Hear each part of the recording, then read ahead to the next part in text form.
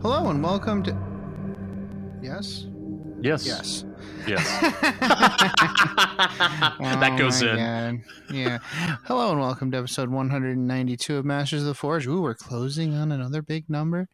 Yeah. I'm here with Jason. Hi, Jason. Hi, Adam. Hi, everyone. Oh, it's been a beautiful hot week across the United States of America.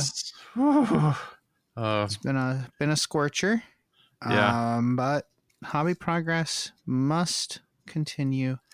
I was going to say my body odor has body odor now from the heat. Yeah. We just had a surprise visit from my brother and sister-in-law, and he reaches up to give me a big hug, and I'm like, you're gonna regret that. You're gonna hate yourself. You're gonna hate yourself. Yeah, you're not gonna like this. So what's your hobby progress been like, Jason? You had some good times? Yeah, surprisingly, I've had a bit. It's been interesting. So remember back in, was it March or April? I went and picked up a bunch of custodies and built them, just because, for giggles. So I finally decided to do something about maybe painting them. So I went from gray to 4-color minimum. I'm painting them as shadow keepers. So that's kind of the typical red, black, gold stuff, but it's more black than anything else. So emo custodes. There's custodes. And so what I wanted to do is I'm actually putting these notes, I'm talking about the paint in the show notes because I didn't have a chance to copy it to my phone yet.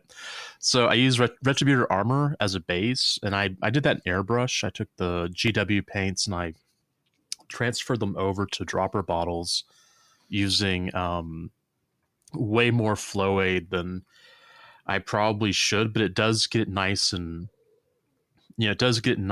flowing, so you don't have any problems with it clogging up the airbrush. Then I use Liberator Gold as a highlight. Use that with the airbrush also. And then I've had a few pardon me. I've had a few contrast paints, but I really haven't done anything like on an army-wide thing. And so I decided I would use the Blood Angels Red contrast for the cloaks, and then there's a Black Templar black contrast, which I painted on the arms and legs, to kind of give those that color. That Black Templar contrast is amazing. I'm just gonna say it. It's just so good. Oh, I'm glad you like it.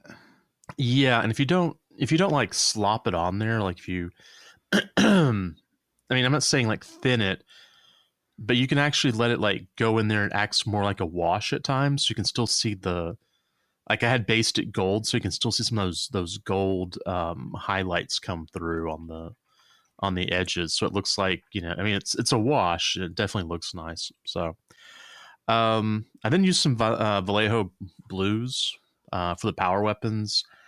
I do need to really get better at painting power weapons. This is definitely a get good scrub moment. Right. The blues look good, and I went ahead and did some white highlighting, and I thought maybe I'll go ahead and ghost tint that blue, and or that ghost tint blue the white area, and mistakes were made, so I'll have to redo that. Do you have any interest in using brush for that, or are you committed to the airbrush? I'm using I only airbrushed the golds. Everything else is pure brush. In that case, might I recommend the Warhammer Plus video on that's crystal right. weapons? I forgot about that. Yeah, that's a good one, and that's the one I used to do my great swords. And it came out pretty okay. Okay. Yeah, all those, I've got 20-something custodies, so at the very least that gives me a chance to really practice those techniques. Yeah, and I did 20 of those swords in an evening. Ow. Right? Okay. And they look okay. I didn't do them to the 9s like she does in that video. Yeah. It's a Louise Sugden joint. But cool. they look okay. Yeah. They don't look terrible. They look I'll be happy to field them, Yeah, my swords are looking pretty awful, so they will be getting a repaint. I'm not terribly happy with them. Yeah, However, I think you might have quite like the fade of the blue is pretty stark. There's not much of a fade there. I think that might be what you're talking about. And this video will help you get a good fade on there, and I think you'll be happy with it. Okay, yeah, I'll definitely do that. That's because I want to. That's one technique I've never really worked on. Like I always do force weapons and kind of a fade from dark green to light green or white. So you know what really helps tie it together, though, it's not just the fade. The fade is something we learn how to do over time, just wet blending the fade, Jason. Yeah. It's actually just taking white and edge highlighting the entire thing with white.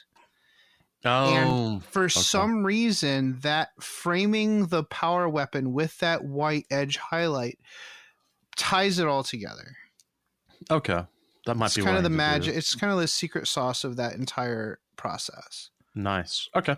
Yeah, I'll do that because I'm just not happy. I want to make it better. Let's see. Objective markers. So about a month ago or so, I'd ordered some objective markers from Nids and Bits from Etsy. Yeah, I remember that. I'm finally working on them. I know it's taken a bit. They've got a lot of nice little details, just fun. I'm kind of painting them this like silver white thing. And I'm just trying to put in some gold. Anything that looks like it might be mechanical is going to be gold. And anything that looks like it might be glowing orb is green, of course. So they're real fun. They've got a lot of detail. I'm kind of shocked that a 3D print would have this much detail, if that makes sense. And it's not that 3D printers can't give a lot of good detail. It's just I'm kind of shocked at how much this has. Yeah. And sometimes when you buy them off of a store, they might not be the best prints. That too, but these guys actually have good prints. I ordered from another store at the same time, and those prints were not as good. But these prints are really nice. I'm really happy with them. Let's see. The Ancient Order, the Adepticon mini, the one we got for giving our money back to Adepticon during COVID. I finally had that mini built and attached to a base. I was going to paint him, but I just ran out of time. I did order and receive a new airbrush. I ordered an H&S airbrush from some friends of mine. My Sotar started to have some performance issues, like it's clogging all the time, and we have to send it back to Badger. But the H&S has been really nice. Like I used one at Adepticon with Caleb from CK Studios, and Dustin was sitting next to me, and the entire time we're looking at the airbrush going, I wonder if I just give Caleb money, if I give him cash, if he'll just give this to me. I sat there and thought about it for, I was like, well, I'll order one when I get back. And anyways, it's a really great airbrush. It's, very, very nice. I haven't had a chance to use it too much because, segueing in my next point, I am going to move into another place. Well, I'm currently moving into a new place, which I'm pretty happy about. The address is... Yeah. 1, 2, 3. So the hobbying's going to be pretty light for the rest of the month, probably even into August. But I will be setting up a game table, a Zone Mortalis table, immediately. I mean, I don't have a table yet. I've got my tiles like in the living room. Well, no, not in the living room, in the somewhere. And so I'm really, really excited to be moving and getting out of this place, to be honest. So yeah, that is. Oh, hold on. There's a thing I forgot. So in the process of cleaning and packing, I found my 30K Death Guard army. Fantastic. What's the dollar value that you couldn't find? I'm just wondering. All right, a Breacher squad, a 15-man attack squad, some 30K I think they're Death Shroud Terminators. They're the resins. Mm-hmm. A kit bashed Pravian and a kit bashed Castellix I got from the Ambot from Necromunda. So Nice. Oh, and a bunch of Terminators that I got from various box sets. So I don't know what the value is, but it's actually a kind of a tough list. As I was looking at, I was like, wow, this isn't very nice. Hi, we're the Death Guard. Yeah, I've got a bunch of Terminators, and hey, we've got a Contemptor Dread that needs to be built and painted, but he's here, so oopsies. Awesome. Hey, you know what? You know what? All that matters is the destination, really. That's right. All right, cool. Well, what about you? What you got? So, yeah, I can't wait to be invited over for the housewarming party and inform Wendy that I have to fly thousands of miles away for a weekend. Yeah, that's right. And be stabbed. And we're gonna Zone Mortalis it up, and it's gonna get funny. I'll be like, I'm gonna take you to like good Mexican food. I'll go. Yeah. I'll take you to those places, honey. Yeah, Jason said he's moving pretty far from campus, and he really doesn't have any friends in the area. He sounded pretty depressed, and I just wanted to make sure he's okay. I just need to fly down there for the weekend and help him move. It's so hot right now. Did you know he has a heart condition? Yeah, he has a heart defect, and I'm really worried that he's going to try to do it by himself. So I just have to go. All right. No, yeah, I'll bring the baby. No problem. It's fine. Oh yeah, bring the boy. So yeah, I worked on the War. Yeah, I worked on the War Master Iconoclast. For the past few weeks, I haven't really done much else other than work on the Iconoclast. It's a lot. It's a big model, isn't it? Isn't that the size of a knight? It's a big model with a lot of details. Yeah, and it, like, I painted the edging. I painted the model in the metallics, and then I'm filling in the panels with the colors, and all the colors are a mix of Dawnstone and another color because I'm doing Legio Krytos. Oh, okay, so we're going darker blue. Okay. Yeah, I'm doing a quartered blue and white scheme, and I did most of the highlighting during a hobby hangout yesterday. Adon suggested that we set up one for the independent characters for all day, and we did. He never showed up, but that's fine. And we had a nice time. I was in and out all day doing that. Yeah. But I did happen to. So if you're building one of these iconoclasts,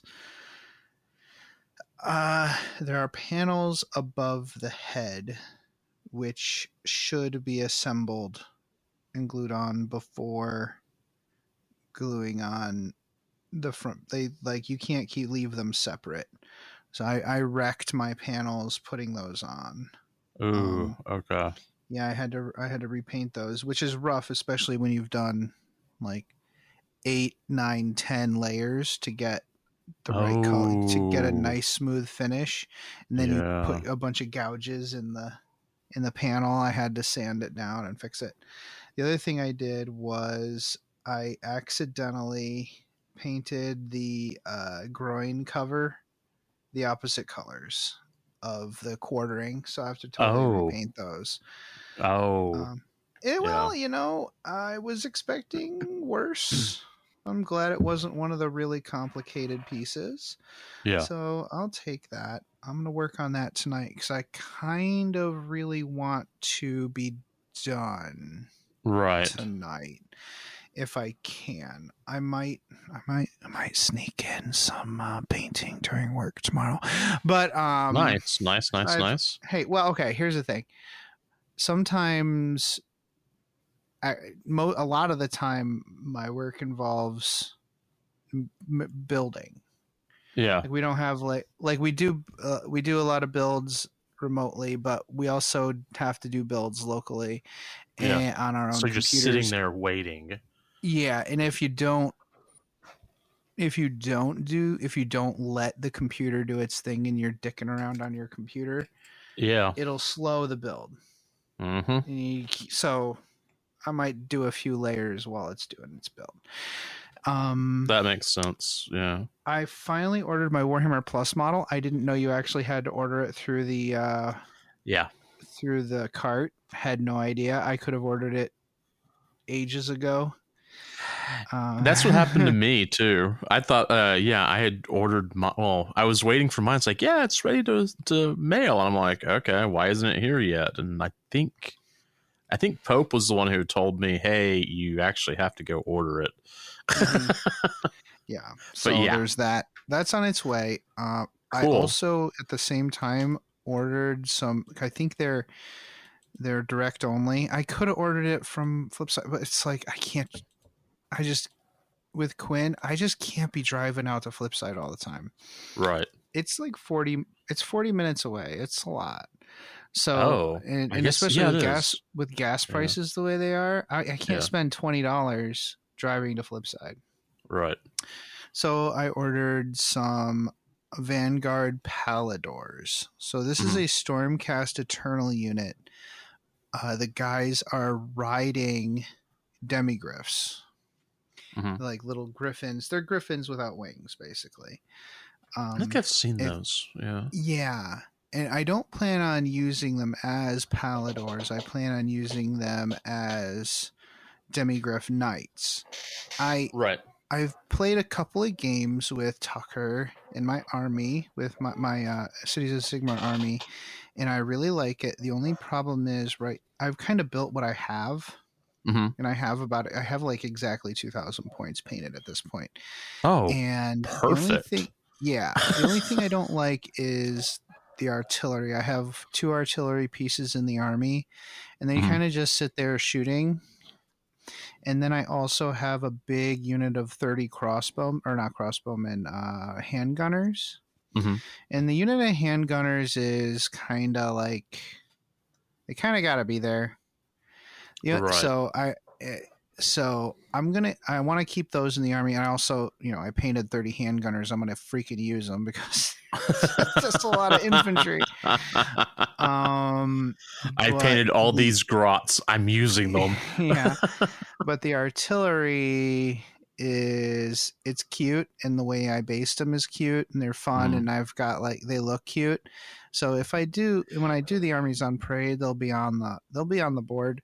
But for gameplay, I would much prefer to be more engaged than I am right now. Right. So, especially since I've got a couple wizards in there doing stuff and not really engaging. So, I want more units that are engaged. So I've started building a couple of pistoliers, which are no, not pistoliers.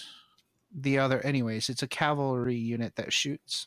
So I'm doing that, and that'll be more engaging and fun to play, I think. And also, I really like my demigryph knights. Those guys are awesome. Yeah, they're fast and they engage the enemy. They get stuck in, and they have a 3-up save, which in Age of Sigmar is bonkers. Like, you don't find 3-up saves very often, especially like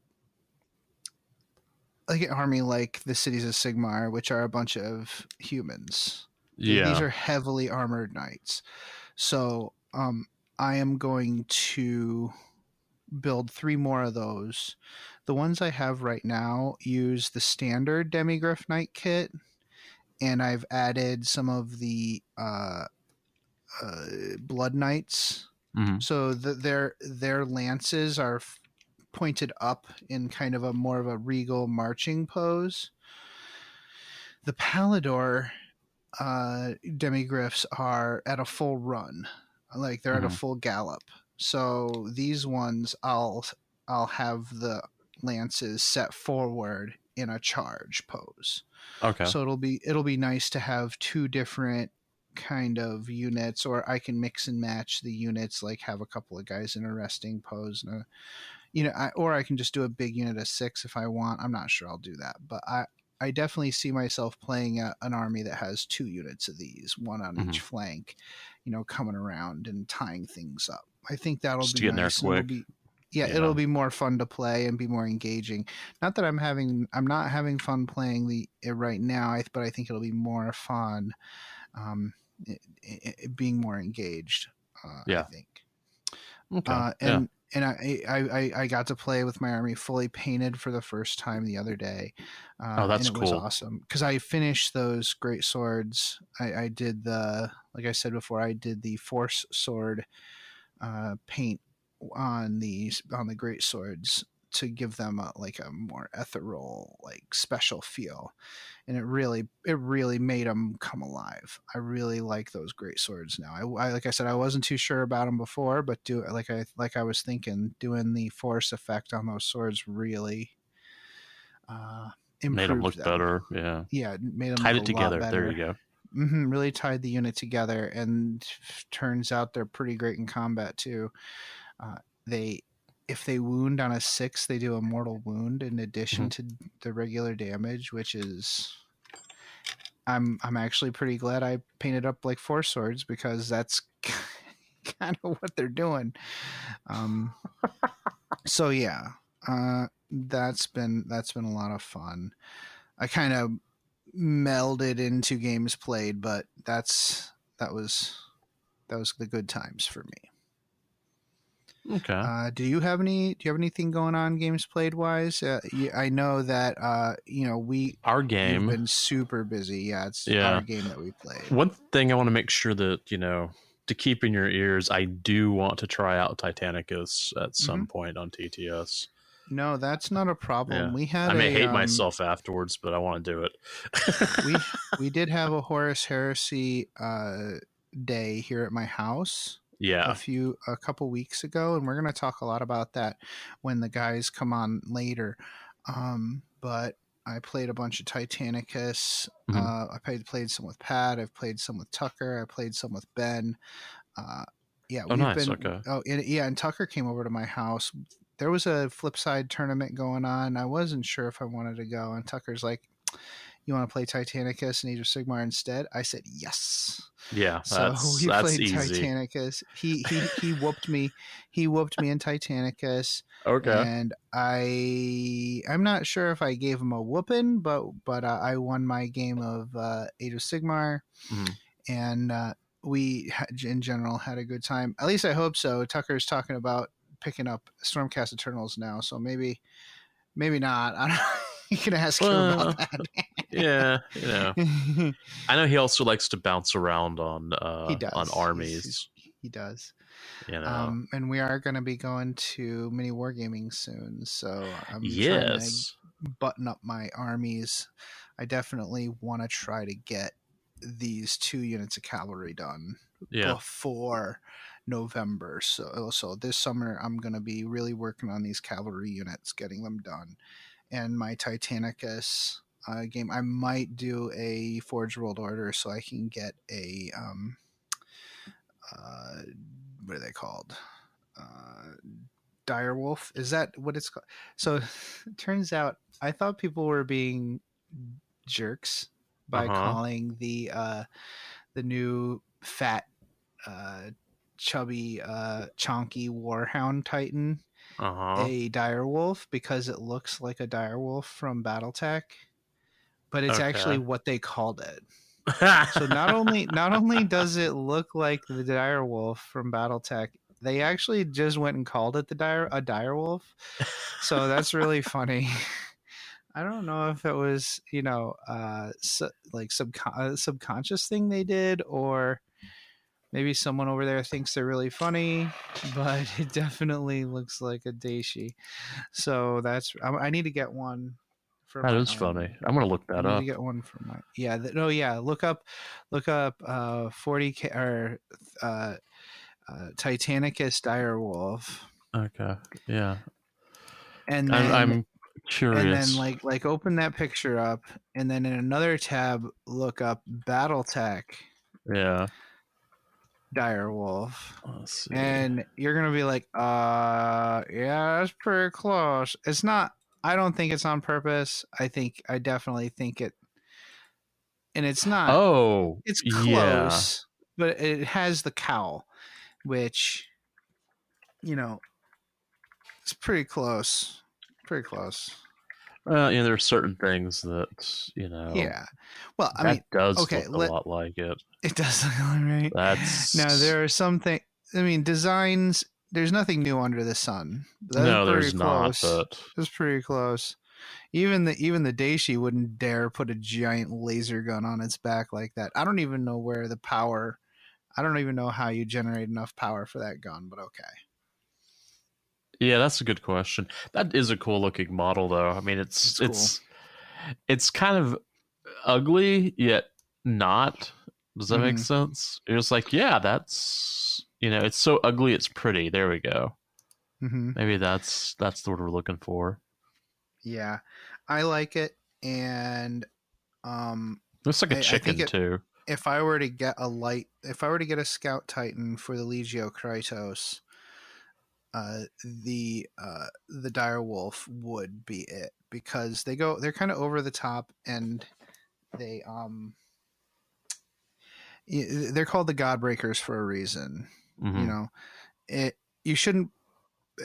Common wisdom is you shouldn't use a tank to kill another tank. Like, tanks should kill. You should be using tanks for other things other than hunting other tanks.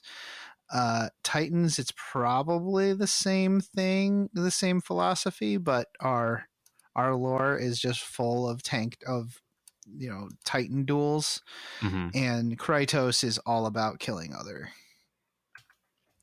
Titans and collateral damage. They love collateral damage. And the Warhound has it. The direwolf is, the way you play it is you hide it on the battlefield. It does forward deployment, and it kind of snipes out bigger Titans. So it should be fun. Yeah, that'd be great. Should be fun. Yeah, that I definitely want to do that. So more games. I want to play more games. I'm looking forward to just continuing the summer of Garage Hammer, dude.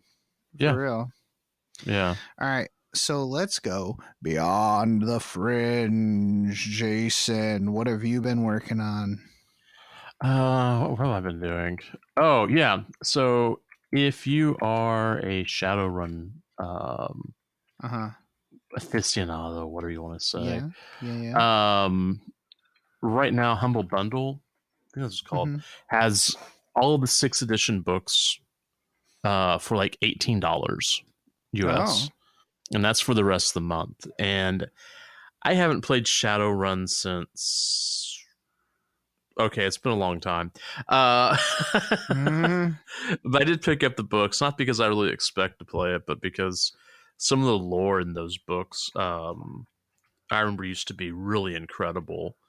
And, if one or two of those books have like some really great lore and whatnot, then that's more than enough, So yeah, that's my Beyond the Fringe. What about you, Adam? So I took Sunny. I decided, okay. So sunny days. Okay. There's a thing called the Adirondack 46 challenge, where you hike all 46 of the Adirondack high peaks. Ooh. These are all the freestanding highest peaks, I think above 4,000 feet. Okay. 4,000 feet or higher. I actually probably should have prepared that for this discussion. So this is a challenge. It's a tough challenge. Yeah. But not impossible. So it's definitely attainable. It's not like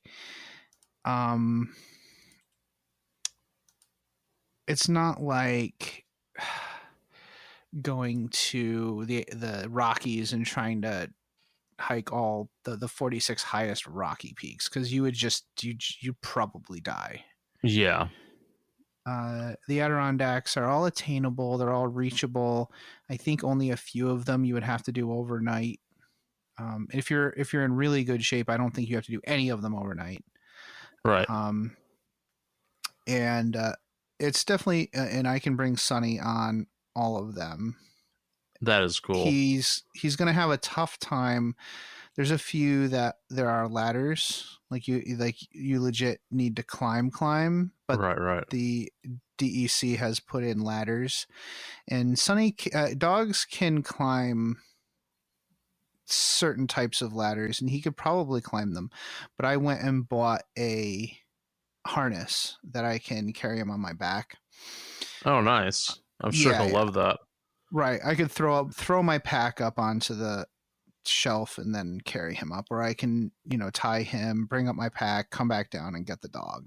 These are usually only very close to the very top, and you're only doing it for a few minutes, so it's not like you're doing most of the mountain like that.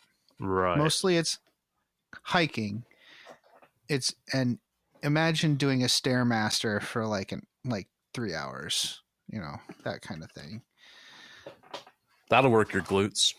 Yeah, it will. It will. The one I'm doing on Wednesday is definitely one of those. Like you get out of your car and you just start going uphill at a 45 degree, grade for a couple miles.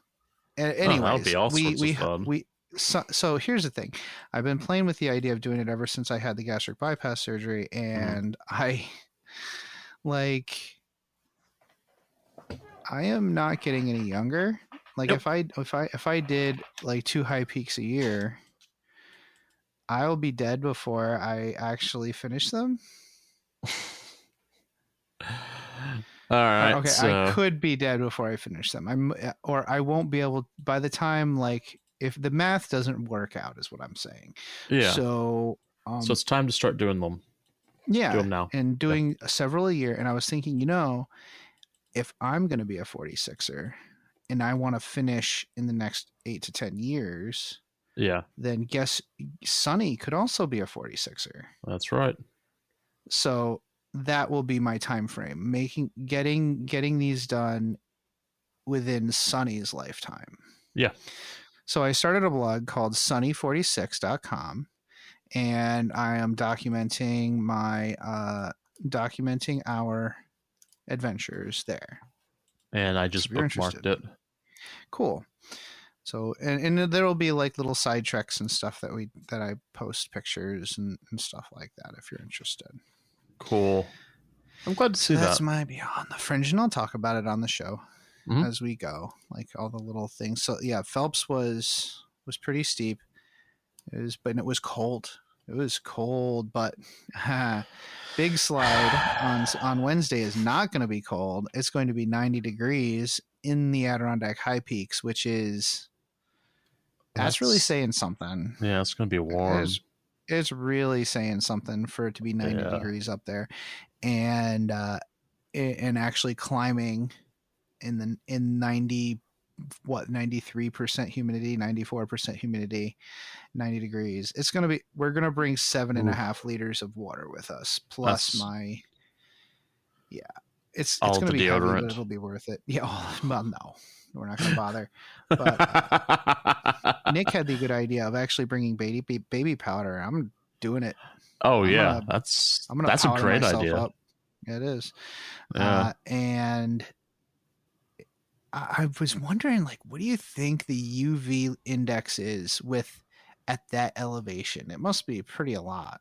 Probably about 9.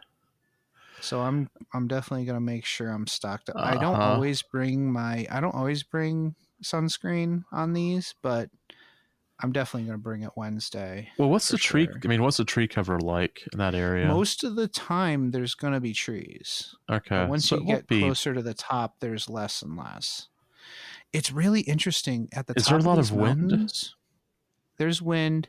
Okay. But the top of the mountains, as you get higher up, you actually get into the places where you have endangered plant species. Oh, okay. So you have to stay on trail. You have people who wander around on the top of these mountains like idiots. You shouldn't, because a lot of these mountains, like you get to the top and there's inches of topsoil between, like on top of bare rock. So the trails themselves actually wear down to the bare rock, which is fine. It's just a trail. Right. But if you're wandering around up there, you're going to wear it so thin that these endangered plant species actually like become even more endangered. Yeah. But it's like primordial up there, dude. Like these little stunted pine trees and conifer bushes. Like it's really interesting.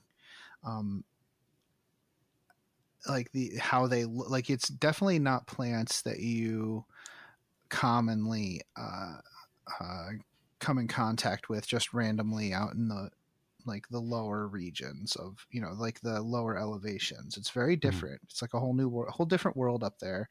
I'm sure people in Alaska or whatever are used to it. But you think back to your earth science, you know, you have the biomes at different latitudes. It's kind of replicated, like the biome changes are actually replicated when you talk about like if you're at a lower latitude, but as the altitude changes on a mountain, you get different biomes as you climb the mountain. So it's really interesting at the top of these mountains, like the different biomes that you come in contact with. Yeah. But it's pretty and it's peaceful. And it's also, you know, it's a good thing for you to do. And in a few years, the boy might go do some of it with you. Yeah, he's been pretty good. He was actually better when he was like 2.5. Yeah. He was a better hiker when he couldn't complain about it, when he didn't have opinions of his own. So there's that too. All right, let's talk about the Astropath of Communicate. Wow, that was rough. We've got a bunch of stuff that were revealed. Last weekend or a couple weekends ago. Cabanda, again, I had no idea it was spelled Cabanda, actually spelled Cabanda, because I only heard English people pronounce it. So when English people pronounce like things like Cabanda, like you'd think, oh, does that end with an R? I really thought it was Carbander. Yeah. Because if an English person pronounced Carbander, they would pronounce it Cabanda. So I thought that's how it was spelled. Which is a gorgeous model. Yeah, this is cool. Angron was also teased, which makes me think, oh, yeah, maybe next edition we're going to be getting Big Emperor's Children release too, with Fulgrim. We might get a snaky boy. Well, I'm curious who's going to come, if they're going to bring any more loyalist Primarchs back. Yeah, I don't know. Yeah, obviously more heretics, but I'm not sure about the. I think they're concerned about pulling that trigger. Yeah, I could see that. I mean, I'd be kind of concerned if you know the Lion showed up, because he'd probably go fight with whoever. I mean, I see Korax come back, but that's just because he's been turned into kind of a demon prince almost. So, but yeah, I had not seen Cabanda, that model, so I'm looking at it now, and that's a big boy. He is a big, thick boy, and the Angron model looks just like the artwork from the old Chaos Space Marines. Yeah. Was it Armageddon? I think he did come to Armageddon, fought there in the first. I think it was the first war for Armageddon. Yeah. Second war was orcs. I will say that I probably won't get that model, just because I have more than enough demons right now. So there we go. No, yeah, that's true. And if you're getting Angron or Cabanda, you are probably going all in on Chaos. Going all in on Khorne. You're going all in on Khorne at that point. Yeah. And then if you're bringing Angron, having more options for Bloodthirsters is good, because you have to run 2d6 of them with him You need to take Angron and roll 2d6, and that's how many bloodthirsters you need to take with him. At least according to Phil. That's what Phil says. So must be true. I have not looked at the rule set, to be honest. There's no rules for it. I'm just making there that we up. Go. So, and there are a lot more squats. There's some that were revealed today. It's really interesting. I kind of want to put together some of the lore that they've already talked about, but when that book comes out, when we get the preview, a lot of these codexes, I'm like skimming the lore, and it's like there's no changes here. There's nothing new. But when we get the we'll have to have lore. Voltan book, I will go through every little bit of that lore, and we will do a big episode on it because it'll be new. It'll be worth talking about. Yeah. Oh yeah. It'll all be new to us. And the day that one, and they've been sending us stuff with enough lead time now. They've been really helping us out. Oh yes, by sending us stuff early. I will be committed to making sure that is done for the pre-release date, so that you guys can get a good grip on what we have coming up. So you hear that? He admitted that he'll be committed. So I'm definitely going to be committed. Well, we'll see how that goes. Hey, and we may not have to worry about it if I fall down the mountain. Anyways.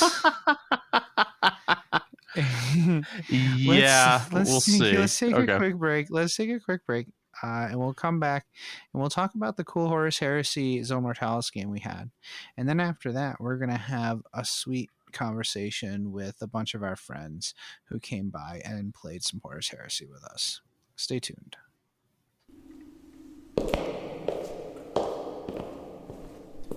Damn, I knew it was around here somewhere. Damn, where is it? Can I help you? Ah! Scared me. What do you seek? I need the perfect scenario for a narrative game I'm running this week, and I can't find one. Sir, this is the Black Library. We don't have narrative scenarios. Well, then where should I go? Might I recommend the Tabletop Campaign Repo? The Tabletop Campaign Repo? What's that? The Tabletop Campaign Repo is an ad-free site for hosting resources related to playing tabletop miniatures wargaming. Oh, like scenarios? Absolutely. Also, event packs, custom objectives, tracking sheets, custom terrain rules, maps, icon packs, award templates, and more. Oh, and this is for Warhammer 40k? Among other things. There's also Age of Sigmar, Kill Team, Warhammer Fantasy Battle, and others. They're always open for content submissions for any system, even non-Games Workshop materials. Oh, that's awesome. It sounds like a great way to save all of this great content the community makes. A lot of that stuff often ends up disappearing into a dead message board or Facebook group. Exactly. It's a real community effort. Great. So how do I get there? Just go to that webway gate marked tcrepo.com. tcrepo.com. Got it. Can I ask you one more question before I go? Fire away. This place is really easy to find. How come Aramon can never find it? Oh, because it's more funny that way. Oh, yeah, clearly. Once again, the Tabletop Campaign repository can be found at tcrepo.com, and they're always looking for submissions. Greetings, mofos. Are you out of George Dickel number 8, staring at a broken chess machine? Don't want to spend the rest of the year tied to that couch? Well, why don't you head on over to the 1 Hour a Night Facebook page and see what exciting stuff is going on there. It's a place to post all your daily progress in the hobby grind, as well as receive and give positive feedback. Also, there are usually a few interesting challenges going on. That's right. All you have to do is search for 1 Hour a Night on Facebook. That's numeral 1 Hour a Night, all one word. Blood serum tests will be administered prior to approval. Se til helvete og kom dere vekk. Det ikke bikkje, det en slags ting. Den imiterer bikkje, men det ikke det. Kom dere vekk, idioter! What he said. And welcome back. Ooh, Jason, that was a fun game that we played the other day. Yeah. It was really interesting getting back to those old rules. Let's talk about this. I came up with a mission for us to play. We wanted to play something that was attainable. I'm glad we went with Horus Heresy. I'm glad we went with Zone Mortalis game because I was tired. I've been so tired lately. So there's just so much. And we actually got together one night to do it, and we got set up. And by the time we were set up and we had our lists ready and the models were on the virtual table, we're both so tired that I am just done. I cannot do this. Yeah. So then we played a game and recorded that, or talked about that. No, took our notes and everything. Yeah. And then I'm like, I can't record. Yeah. I can't record this. Let's kick it down the road. Well, that's how it's been for both of us. We've both been pretty beat. Yeah. So. And then last night we recorded with the guys, and we're like, "Oh, do you want to do?" We were thinking we could record the intro, outro. I'm like, I'm too tired. I can't do this. And then you messaged me. I'm like, I'm pretty beat. I'm like, dude, I'm so tired. I forgot to tell you I'm too tired to do this. So now we're finally recording an episode about it. Yeah, I got that message this morning. I'm like, oh, okay, cool. Well, I was asleep. I was already asleep. Yeah. So that worked out just fine. Yeah. So the mission is called Unfortunate Souls, and it's available on the Masters of the Forge website for your downloading pleasure. Oh my gosh, I think I actually no, this is, oh my god, Jason, we need to go back and edit. No, this is really funny because this is my headspace right now. Right, you can leave this in because this is my headspace. Yeah. I'm talking about the mission that I did with Dave when I did our narrative, that game that we can't talk about yet. That we're not talking about yet, but it's like, this is where I am. All right, so I'm not even thinking about. I don't even know what we're talking about. Okay, so let's. Okay, rewind all that. The mission. We were playing the mission. The Zone Mortalis mission from the White Dwarf number 477, and it has the rules for playing Zone Mortalis in 30K, which is really cool. Value added, right? Value added. Yeah, that's actually a really. I mean, every time White Dwarf does these things where they add this sort of content, it's always really nice. You know, those White Dwarfs become very valuable. Sometimes more finished versions get released later, and that's fine. This kind of lets you try it out. It gives you something to play with while they're working on the final version. But this feels pretty buttoned up, pretty tight. It's pretty close to the. Did we figure out that it's closer to one of the older versions of Zone Mortalis, like the 5th or 6th edition set? It's close. It has some cool stuff in it. That feels very reminiscent, and I don't think there wasn't any real reason for them to change a whole lot. Yeah. Right? Well, this rule set's been around since it's the Infelion project when it first showed up, I think. And that was that was 5th edition. Yeah, 8 maybe. I don't know. But I have that book, but it looks very familiar. It all looks very familiar. Yeah. And you won't have trouble picking it up. They added reactions. The big difference is you don't use the standard 30K reactions in this. And we'll talk more about like what all that means later when we talk to the guys about like the rules and their reactions to the new rules. Spoilers, I really like reactions. I really like them. These are these are different reactions for Zone Mortalis. You don't use the generic ones. Yeah. Okay.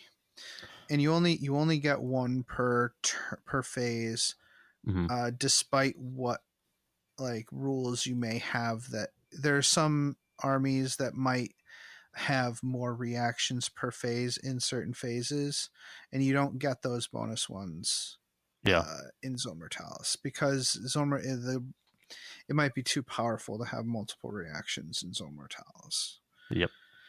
So we did a 500 point game. Yeah, I think that was the right number. Yeah, it suggests certain battlefield sizes for different size games. We played on 3 foot by 3 foot. It suggested 2 foot by 2 foot, and I think maybe we should have done the 2 foot by 2 foot. Yeah, because it was hard for me to get over to some of the other things. Like I think what was it? Our first turn. We'll talk about this more, but I think we both ran our first turn. Like there wasn't even shooting. Like our first turn was done quick. So yeah. Dave and Nick were hanging out while we played. Well, a bunch of but Dave and Nick were really helping us out with the rules. Yeah, thanks guys. That was super helpful. Thank you very much. Yep. So our lists, Jason, why don't you tell us about your Thousand Suns list? Okay, so I was the attacker, and I took a Loyalist Thousand Suns, 500 points. I took a Barebone Centurion just because basically just learning the rule set, to be honest. I could have taken a console, but I decided to go bare bones. I took an Apothecary because one of the really nice, kind of beautiful things about Horus Heresy is when you have TAC Marine squads, you just give them an Apothecary and it gives them a 5-up, feel no pain. It's very fluffy. And I made the TAC squad 15 man, which that's a Horus Heresy rule. You can never have more than 15 members of the unit, 15 miles in the unit. And I took a Breacher squad because that's also very, very fluffy for Zone Mortalis.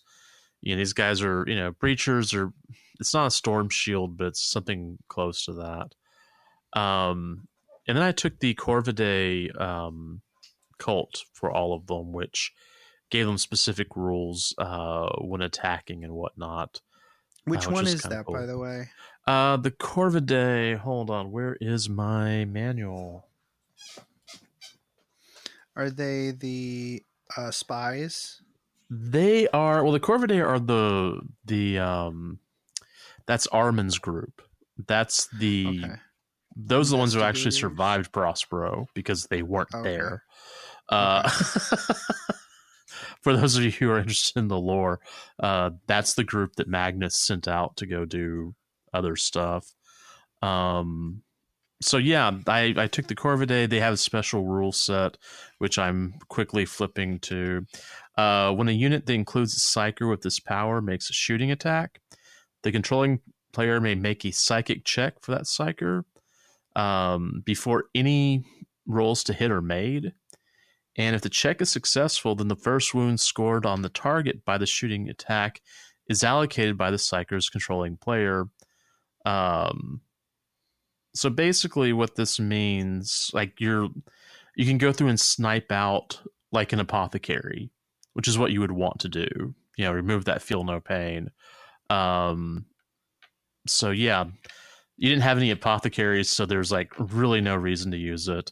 But yeah, there are 5 Arcanas total. I used the Corvidae just because they were mainly the ones that I think survived Prospero, and they are the rumored Blood Ravens. So yeah, that's me. Oh, yeah. Gotcha.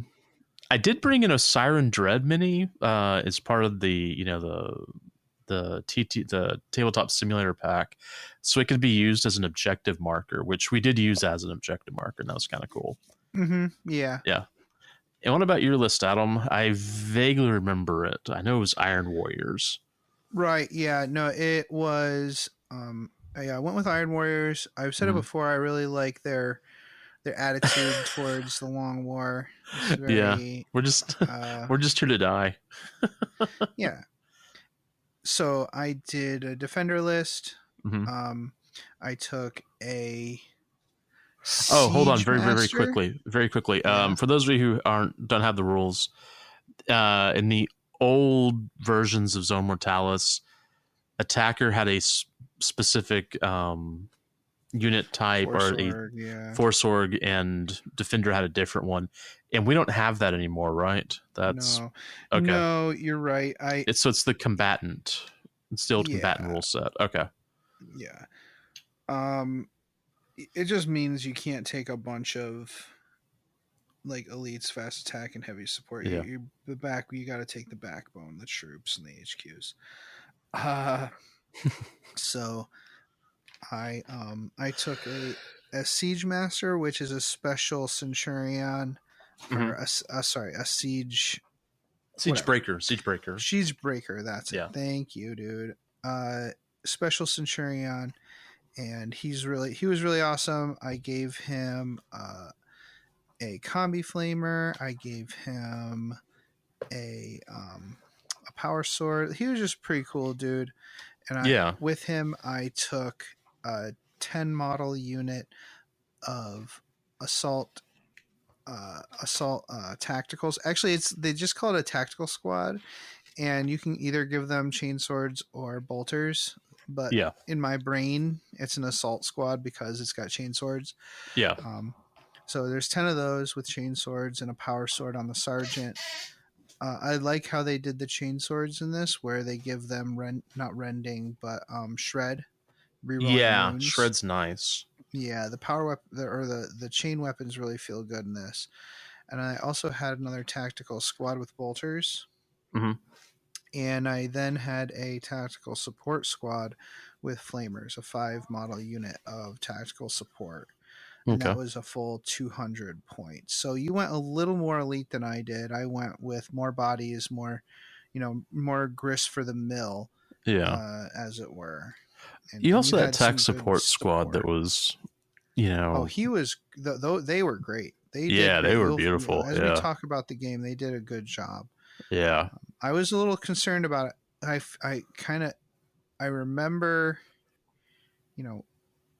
5-man squads with special weapons felt a little weird back in the day because there weren't any this was back when tactical squads in 40K were 2 guys with special weapons and then 8 guys, 7 and 1 guy, 1 sergeant, and then 7 guys that were just chaff to be killed.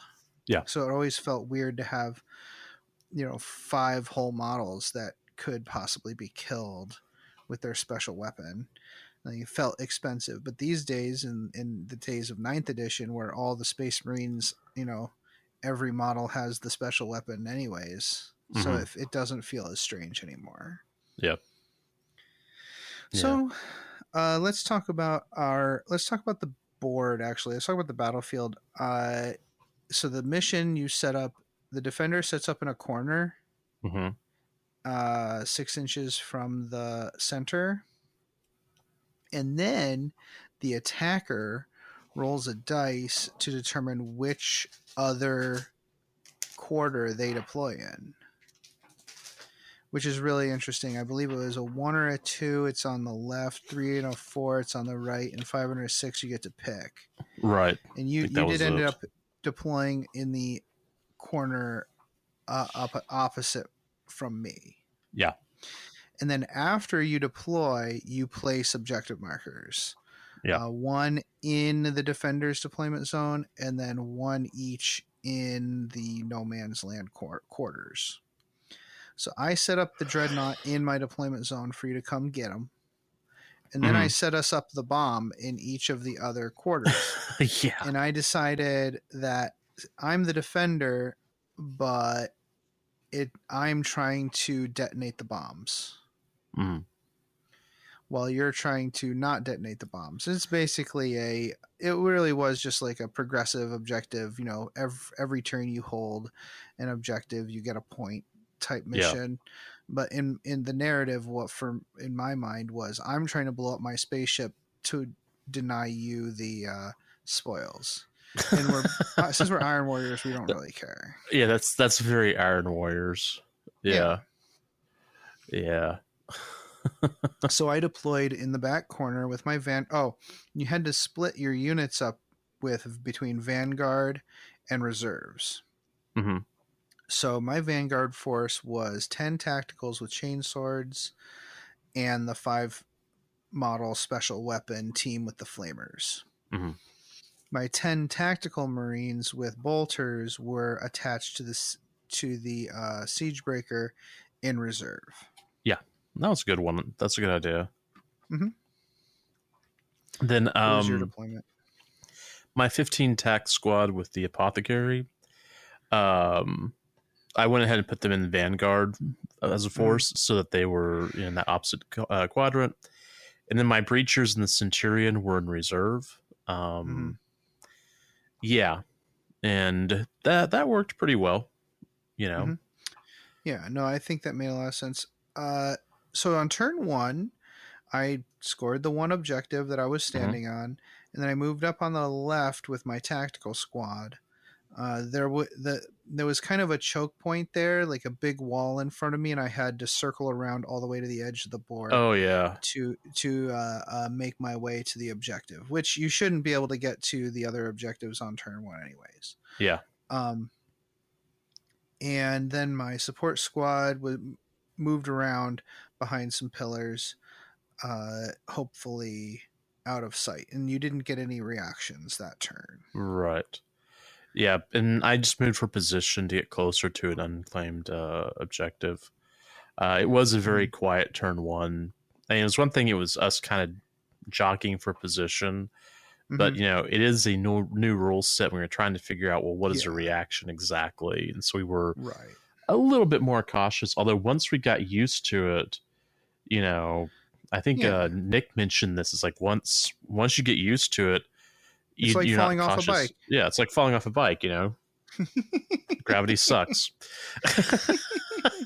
So on turn 2, I only scored one objective again, which I should. The Siegebreaker and his squad failed to arrive from reserves. One thing we forgot was we had reserves, I think, show up on turn 1. No, reserves show up on turn 2, but you have a special rule that lets you bring one on turn 1.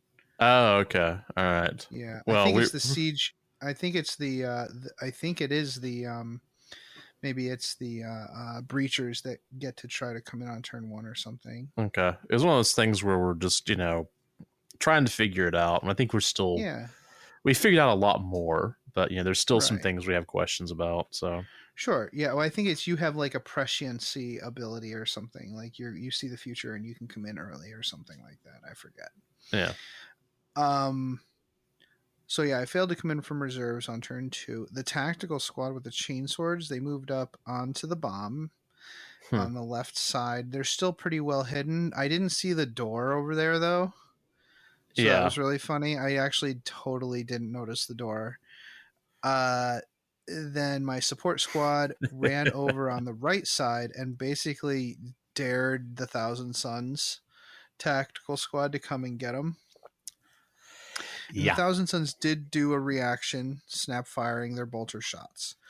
Now, in Zone Mortalis, the reaction for movement, the movement phase, is to shoot with snapshots. Yeah. Where in the main game, you don't get to shoot with a reaction unless you have a special ability or it's on the shooting phase. You get to return fire. What did you do on turn 2, buddy? I managed to score one objective. I think that was the where we were fighting the attack squad, or the flamer squad. The Centurion and Breachers did come in from reserve. The attack squad went forward to capture an objective. Took a lot of flamer fire from the tac squad with flamers. The tactical support squad used the reaction to Wall of Death, the approaching tacticals. Yeah. Well, I took 7 wounds. I failed 4 saves, but I had that feel no pain because that guy, the Apothecary's there, so I only lost 2, which was good. Yeah, that's good. Because then I shot back and removed 4 out of 5. Yes, ouch. Yeah, which Adam, you then invoked your special Iron Warriors rule, and you're able to fire again before dying. That's a nice that was awesome. one. That's a real nice one. The support squad then failed morale, and the last dude, the lone wolf, he decided to go ahead and run. So my squad was able to claim that objective. So that's into turn 2. Nice. That was pretty eventful. On turn 3, I scored 2 objectives. Attack support is able to regroup and stare menacingly at the Thousand Suns. That was funny. And by squad, I mean the one guy. Yeah. He himself and Irene. He did. My tactical squad came in and took control of the Dreadnought, so now I'm holding the 2 objectives again. Yeah. The close combat tactical squad continued to hold the objective, but moved up behind the wall, waiting for the breacher squad to advance forward. I still haven't seen the door at this point, which is fine. What was your turn 3 like, Jason? Still scored 1 objective. The breachers moved towards the Iron Warrior attack squad. Through the door. Through the door that you hadn't noticed. Hey, are you guys hiding in here? I'm like, oh, there's a door. Yeah. Fine. That was kind of funny. Iron Warriors did do a shooting reaction with pistols, and I think I don't know if they took out anything from me. I don't think I don't think I took anything out. Okay, you only did a little bit too. Oh yeah, the preachers shot at them and took out 1 tack warrior or 1 tack guy. Space Marines are definitely tanky, because bolters. Well, remember our buddy Tim, who now lives in England? The first time I played him, we sat there and rolled 3s like for an entire turn, and so he referred to this as Space Marine pillow fight. So that's why I started calling it that, because is that the day we threw the dice in the river? That is the day. That is the day. And it was because that one die I think that was the one die that kept rolling 1s, which was really funny. My attack squad moved up to shoot at that lone tack support, and he didn't care at all. No, he's happy. He's living his best life over next to. In fact, wasn't that the one where I pulled? No, that's the next turn. Okay, but I couldn't get rid of him. There's his story continues. His story does continue because at the end of that turn, or at the start of turn 4, I score 2 objectives again. I'm like running with the victory points at this point. Yeah, The single tactical support guy breaks out the flamer template and lays it over the Thousand Suns clustered on that objective, and I murder 2 models. Yeah, it was pretty great. That unit has killed like 5 of your guys at this point. I'll be honest. After watching this, I'm like, after playing this game, it's like, I've got flamers for my Thousand Suns. Dude, can you imagine if I had actually like hid with them behind the wall and then came out and put 5 flamers on you? Yeah. In Zone Mortalis, where you get +1 to wound with flamers. Yeah, and plus good. It's also didn't it have shred also in Zan? That's what the reroll. No, I don't think so. Yeah, maybe it's either 1+1. I could actually read it. Like I don't have to sit here and say, oh, I don't know. What do you think? What do you think? Either way, I mean, flamers and template weapons in Zone Mortalis do get some special rules that are. They do. Nowhere to hide. Zone Mortalis Victorious Assault adds +1. Oh, +1 to sweeping advance. Blind Panic, which we will talk about later. Oh yes, attacks we will. Made with weapons with the blast or template weapons have +1 bonus to any 2 wound rolls. Yep. So not shred, but +1 to wound. That's in the old rules. I think they had. I think the AP was improved by 1. Yeah. But I think +1 to wound is better in this system. Dinking around with AP in 7th edition rules is it's a no-win scenario because it's so alpha beta, take it or leave it, that I think improving the wound is better, and there's a bunch of that in this game right now. Yeah, and we talk more about that with the guys. Anyways, yeah, burninate the Thousand Suns. The Bolter squad moves forward, but really all they're doing is trying to get into position to shoot and holding the Dreadnought objective. But the Combat Tac squad stays still because they don't want you to shoot them. Yeah, I remember this. And then they charge the breachers. Yeah. Your Centurion challenged my sergeant, which I'm like, I got a little huffy about challenges because I hate them. And the sergeant whiffs with his power sword, and the Centurion murders him, and the tacticals kill 2 breachers, and the combat is a tie. Now, if you'd had a Misericordia, is it? No. That's for Custodes. No, that's a Custodes thing. Anyways, there's a war gear that gives you +1 to combat resolution. Yeah. Which would have been really helpful here. But we just tie and we hang out. What was your turn for, like, Jason? So I still scored that one objective. So my attack squad that just literally can't kill the what I refer to. Okay, here we go. Tac squad pulls Fury of the Legion, which means if the tac squad hasn't moved, they can essentially double tap whatever they have.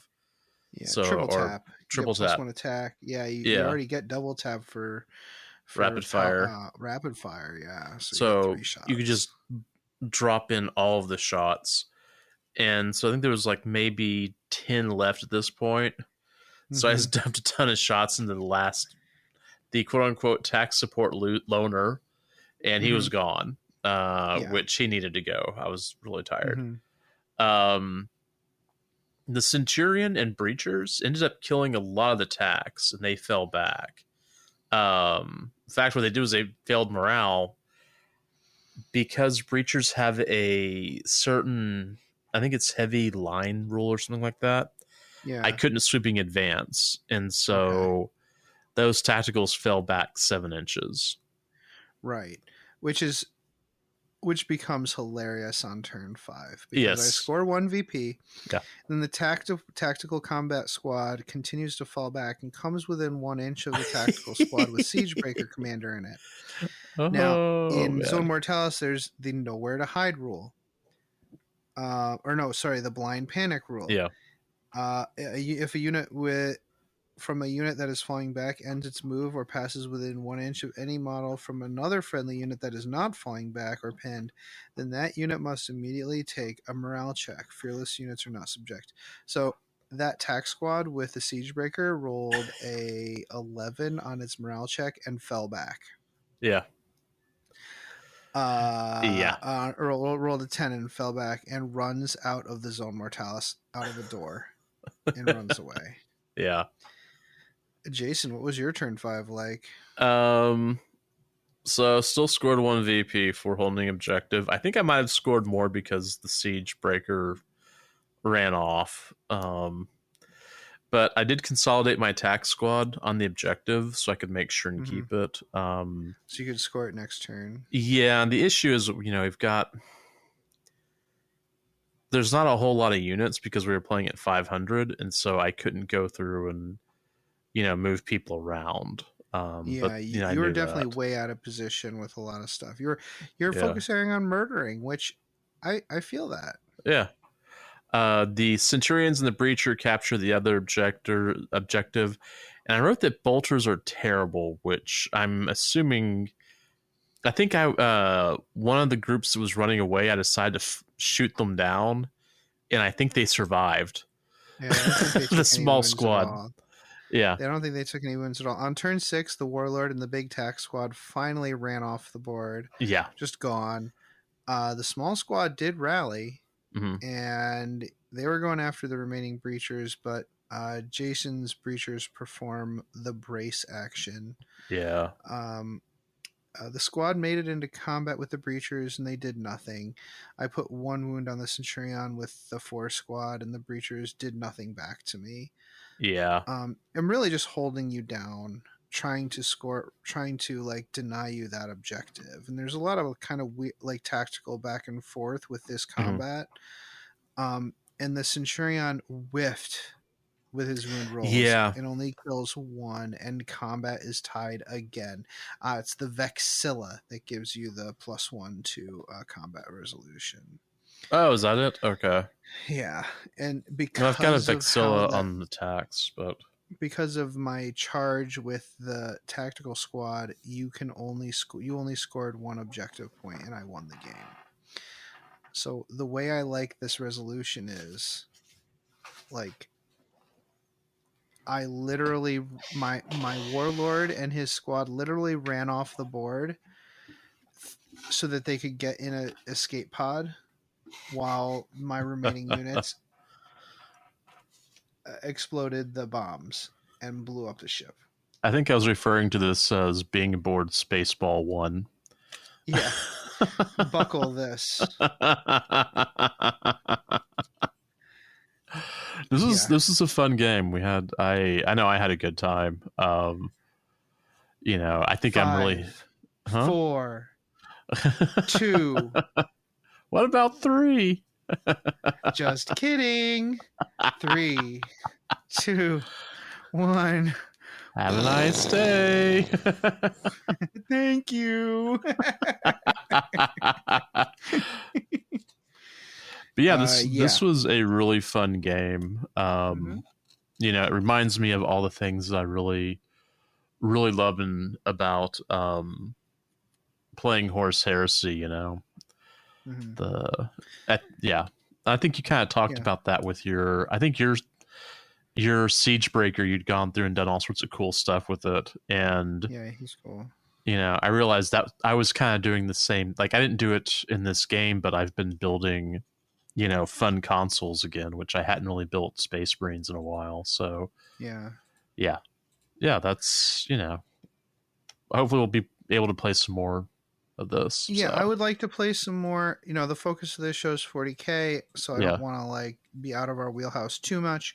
But there's nothing saying we can't get together and play games, Jason. Like, that's right. The same thing with Titanicus. There's no reason we can't just get together and play some games, as long as we're still getting our 40K game in every month. I'm totally down with continuing to do some more like the Zone Mortalis stuff or whatever.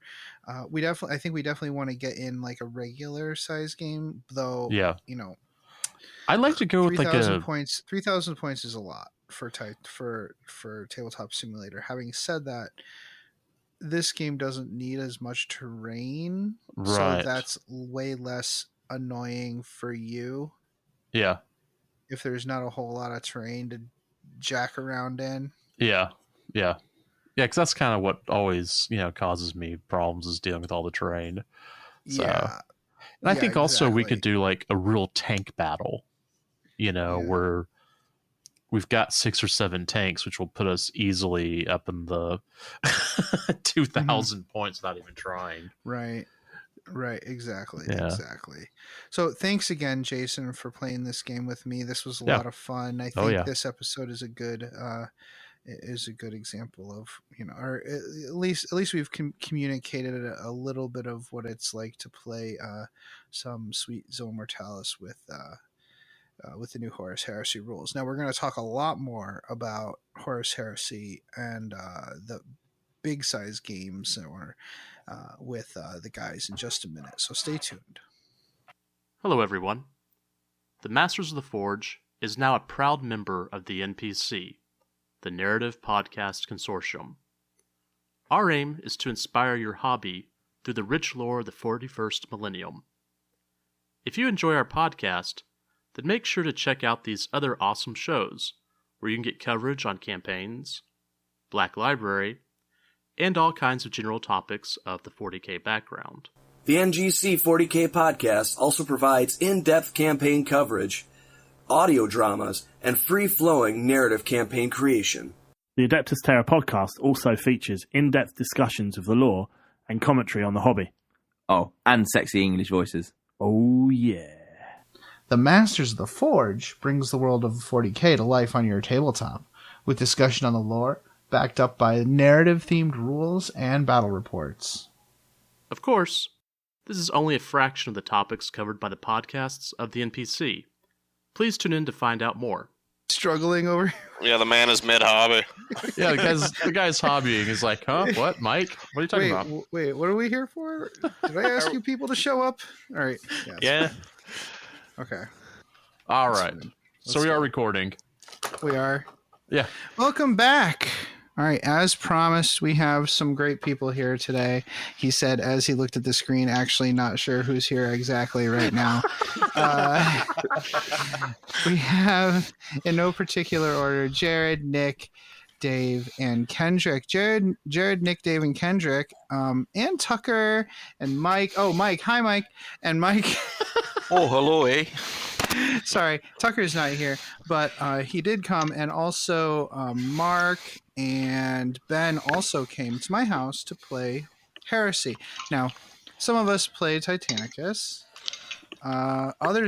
Tucker, Ben, and I played Titanicus, but everybody else played Horus Heresy 2.0. I wanted to thank you guys for coming down. I like having little get-togethers. It'd been too long since we had a big Warhammer gathering at my house. It was super sweet. We had grilling. We had pool. We had Warhammer. So I wanted to. We've all played games, and I think from what I gathered from Dave yesterday, we had some hobby hangouts and stuff. You guys have been getting a lot of games in, right? Oh, yeah. I think I'm up to 4. Dave's up to 6 now? 5. I couldn't get my game in yesterday with Jared, but yeah, I got a game in with Kendrick this morning. So, yep. Wow. Yeah, so there you go. Yeah. I would like to kind of frame that. Start this conversation before we kind of review it. I kind of want to start this conversation with I assuming that, and I've noticed this in the Discord, there are a bunch of people who actually just never played 7th edition. So let's frame this. Let's start this off by framing it from that perspective. So instead of saying 9th edition differed from 7th because of this, let's frame it like this is the first time someone has seen this rule set. And I think I'm going to turn it to Dave because he's played the most games. Primarily, what would you say are the key mechanical differences for Horus Heresy versus 40K 8/9? Charts. With the move back to this rule set, you end up with looking at and comparing some numbers more often than not. You aren't getting in stat lines these 2+ or things like that for weapon skill and ballistic skill. Instead, you have a value like ballistic skill and weapon skill 4 for your typical Space Marine. And those correspond to certain numbers within what you're rolling for and what numbers you need to meet or beat in order to achieve what you're trying to do. So if you want to shoot something, your ballistic skill corresponds to a certain number. So if you have a ballistic skill of 4, you're rolling and hitting on 3s. If you're using weapon skill, you're comparing against the opponent's weapon skill. So it's not just as easy as rolling a 2+ to hit something with a character anymore. It's something a little more dynamic than that. If you're better than them, then if your weapon skill is 5 and your opponent's weapon skill is 3, you're 2 better than them. So you're going to have a better chance of hitting. Yeah. And there's a whole formula. Yeah, you'll be hitting them on 3s, but your opponent will be hitting you back on 5s. So there's a certain degree of defense by just virtue of being better in combat. And then strength and toughness, a little different than what you're used to in 8th and 9th edition, where if you're 1 tougher, or 1 stronger, it's a 3+. If you're 2 stronger or better, it's a 2+ rather than having to be double their toughness, double their toughness with the strength of your attack. So Right. 2s are more common. Yeah, and I think what this lets them do with the rules is you can adjust that weapon skill by like 1, and it may or may not have some kind of impact on the to hit roll. Mm-hmm. It's not just a straight up. I mean, there are pluses to hit and wound in the game, but adjusting the weapon skill doesn't necessarily have a huge impact. If you want to do a small tweak, you know what I'm saying? Mm-hmm. Yeah, it varies depending on your opponent too. So there are certain squads that are weapon skill 5, like Emperor's Children have a plethora of weapon skill 5 units. So if you have a weapon skill 5 unit now that gets +1 to its weapon skill, you're now weapon skill 6. That means you're hitting them on 3s, which is nice, but you're not going to see that drastic improvement of now I'm hitting you on 2s and getting rerolls or anything like that. Rerolls are incredibly rare in this. So yeah, and I would say I'm not going to say it's good or bad, but I think that's a pretty neat a neat way to do things, just to have these slight adjustments, and you're focused on the unit. It's not like you're just flat better. Like this unit has improved its weapon skill. How that compares to another unit, who knows? It's certainly it's more to think about from a unit to unit perspective. Like this unit might be good against another unit, but you might want to put like your weapon skill 6 guy against, you're not going to put that against like crappy cultists or whatever. Or not cultists, like what is it? What are they called? The cults. Yeah, the Lost and the Damned, whatever guys. Whatever that comes out. Yeah. We're still waiting on a few things. So, how do vehicles work in this game? Do you want to field that? I can let somebody else talk. I don't want to take up Anybody else want to field how vehicles work? Jared? I can do it. Sorry, go ahead, Kendrick. Vehicles, instead of it just being like a toughness value that they'd have in 9th edition, now they have a armor value and they have hull points. So similar to like how most everybody else has wounds, your hull points are of much more limited number than something like in 9th edition. But you actually work off of your facing value. So you have like an armor value that if you are being fired at from the front, you have a different armor value than what's on the sides or on your rear. And a great example is like the Spartan that I'm putting together right now is armor value 14 all around. So it kind of doesn't work with that. But what people have to do is they have to compare their strength to your armor value in order to see if they get into your systems to do damage. And therefore they can, if they tie it, they do a glancing blow, which just takes a hull point off. If they get inside, they get to consult one of the things that David said, another chart, and then they can see what happens. It's a roll of a dice, and if they get above a certain value, they could do a lot of substantial damage. Yeah, you need, like, in your example of the Spartan, you need a strength of 8 just to glance on a d6 roll. Yeah. Yeah, so nothing below that will do any damage. Will do any damage whatsoever. And I believe vehicles don't get tied up in combat either, correct? If you're touching it, it can just move and shoot as it pleases. And then there's a whole tank shock system that we're not going to get into. That is complicated. Yeah. We're not gonna talk about that. It does go off from 7th Ed. It does go off in the movement phase. That's something that the game that David and I played this morning, we did go through it and go, I don't want to do it. I don't want to deal with it. No, thank you. It's a lot of having to move models and stuff like that. So yeah, it's kind of a pain in the butt. Who wants to talk about morale? Dave. That's the other major thing. Dave, Mr. Terror himself. Of course. Mr. Terrified. Because I play Night Lords, huh? The Night Lords. Sure. Yeah, it's not your cursed dice rolls. Yeah, not my cursed dice rolls at all. No, absolutely not. So morale, It's no longer, you're not stripping off in like you're used to seeing in 8th or now 9th edition. You're not stripping off 1, maybe 2, maybe 3 guys in a turn when you fail a morale check. Morale is devastating. Because the Marines in Horus Heresy in the lore, they're much more human than the 40k Marines that everybody sees. They're not like these venerable warrior monks. They're actually like super soldiers, but they have some human emotions. But so when you fail a leadership check, and you take leadership checks at the end of every phase, so if you're shot at in your opponent's shooting phase, at the end of that phase, if you've lost 25% or more of your unit, you have to take a morale check. If you fail the morale check, your unit falls back 2d6 inches toward the closest table edge of yours. So they'll run backwards.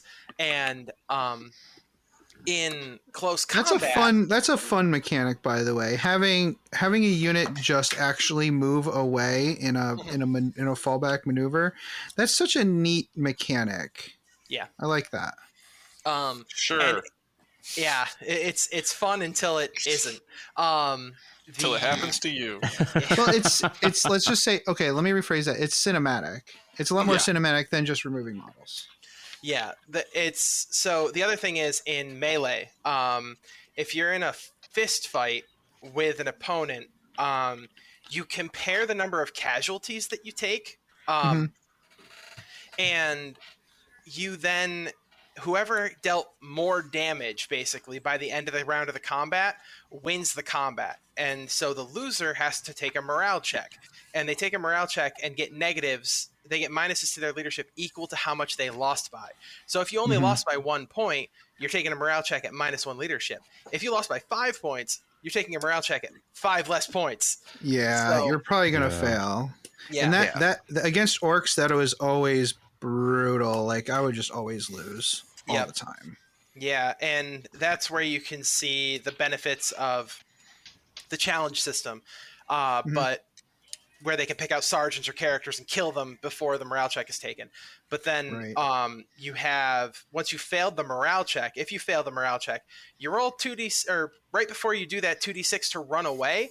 Instead, you can do what's called sweeping advance, where the winner and you roll off, and you add your initiative values, which initiative values are also a thing. So depends how fast you are to fight in combat. You add the initiative values, and whoever has the higher result, if the loser has the highest result, they get away. They run away. They run back 2d6 inches toward the table edge, or directly away from the opponent, exactly the way they normally would. The other result is if the winner of the combat wins that roll-off, they do what's called sweeping advance, and they kill that unit that was running away outright. They are just dead. It can be devastating to watch a 5-man Tartarus Terminator squad kill a handful of TAC Marines, your 20-man TAC squad that was holding an objective, and then they win a roll-off, and that 20-man TAC squad is now gone. It's more devastating when there's an independent character attached to that unit, and you lose everything. Just blips out of existence. And there's modifiers and stuff that can go into that. So you can. I mean, I don't want to sound biased. Like, that particular rule is probably my least favorite in the rule set.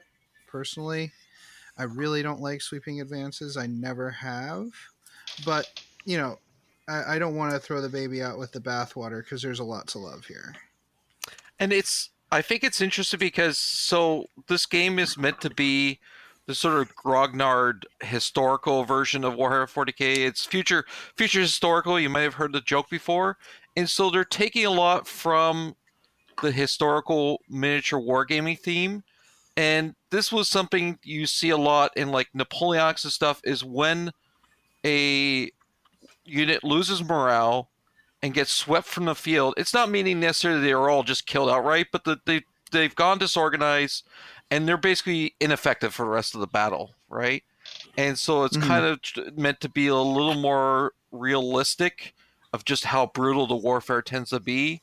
Hence why, going back to like the vehicles, technically there's an ability where if you get one shot through into a vehicle, you could potentially, if it penetrates, it could hit the ammunition and the fuel. You roll 6 and it blows up, right? And all of a sudden that 5 one hull shot, point one Spartan, kill, right? Yeah. Blows up, and you're like, what the heck? But yeah, it's sort of meant to represent the deadliness that we see on the battlefield in this sort of time period. Yeah, I can. You know what? Yeah, you bring up a really good point there. That it's kind of, and now we're kind of getting into impressions, but like, it is supposed to be a little bit more historical in nature, and it's a great way to frame it. And yeah, every time somebody looks at a vehicle with a las cannon, I get nervous for the vehicle, for sure. So you brought up, Dave, with the initiative. Initiative is a great stat. It's like you said, it's on every everything except for vehicles, right? Right. Yeah. And you can. It's used. So anybody who I know we're framing this like. Someone has never even seen 7th edition before, but it's actually used in a few different ways in this rule set that we'll bring up later. Actually, one of them we could bring up now, like when you move and you run now, instead of rolling a dice for running, you add your initiative to your movement for running, and that's pretty cool. That's pretty neat. I like that use of initiative and getting more use out of that stat. It makes it more important. Also makes the Terminators a little more mobile.